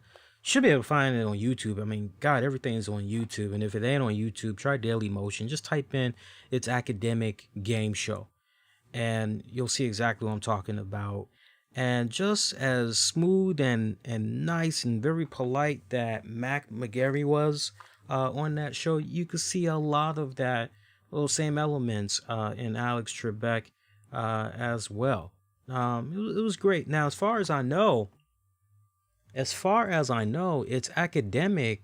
It stopped. I don't think the show no longer airs. It went a couple of more years after Mac had pretty much retired, because he ultimately retired from being the host, and there was a female host that was doing it for a while, but I don't think it lasted that much longer after that.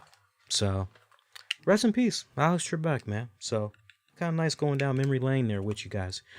All right, so I'm going to stick a fork in it. I'm going to say this show is DONE done. We did you guys a lot of justice. I'm looking at the recorder here, and I see that we gave you guys a nice deluxe edition. We gave you guys a 3-hour show, 3-hour plus show. So hopefully you guys appreciate that. You're not going to always get a Friday night show, so I hope you guys really enjoyed it for what it's worth. For me, time was not an enemy tonight, because I don't have to get up the next day. I get to kick back. I get to do some work around the house. I get to mow the lawn. I get to run some errands. So for me, easy to kick back, chill with you guys and do this show tonight. So hopefully you all appreciate it as you're making your way out the door and you made it this far.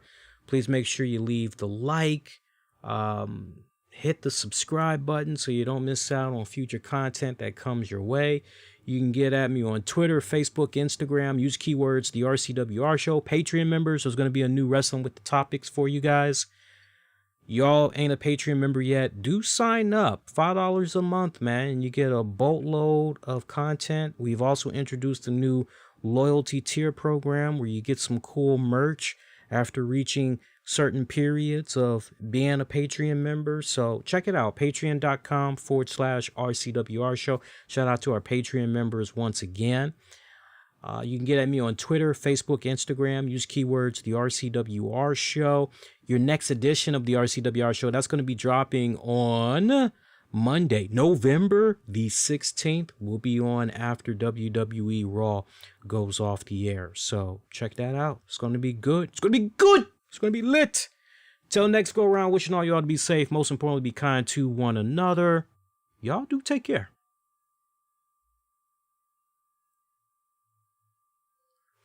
Hey, all right, everyone. Thanks for tuning in. I appreciate it.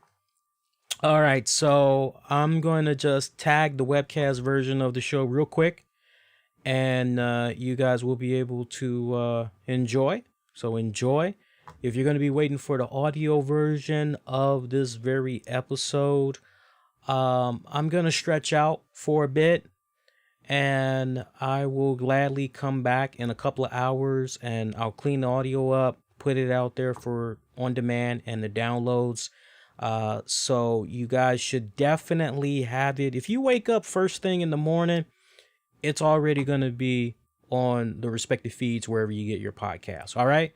We'll see what happens. If I can get it out published by 4 a.m., great. But I do want to stretch out for a little bit. So we'll see what happens. Appreciate the love and the support as always. Remember what I said about Spotify. In the interim, just check out those other outlets that I mentioned or wherever you get your podcasts and listen to the show that way. But I do sincerely appreciate those of you that went out of your way to get in contact with me as soon as you saw that the show was no longer available on Spotify. Really, you guys have no idea because I did not even know that all was going on. So I do appreciate you guys that had reached out to me. All right. So that's going to do it. Enjoy the rest of your night, guys. And I will catch you for some more shows. Patreon members, we got you this weekend. Everybody else, we'll catch you guys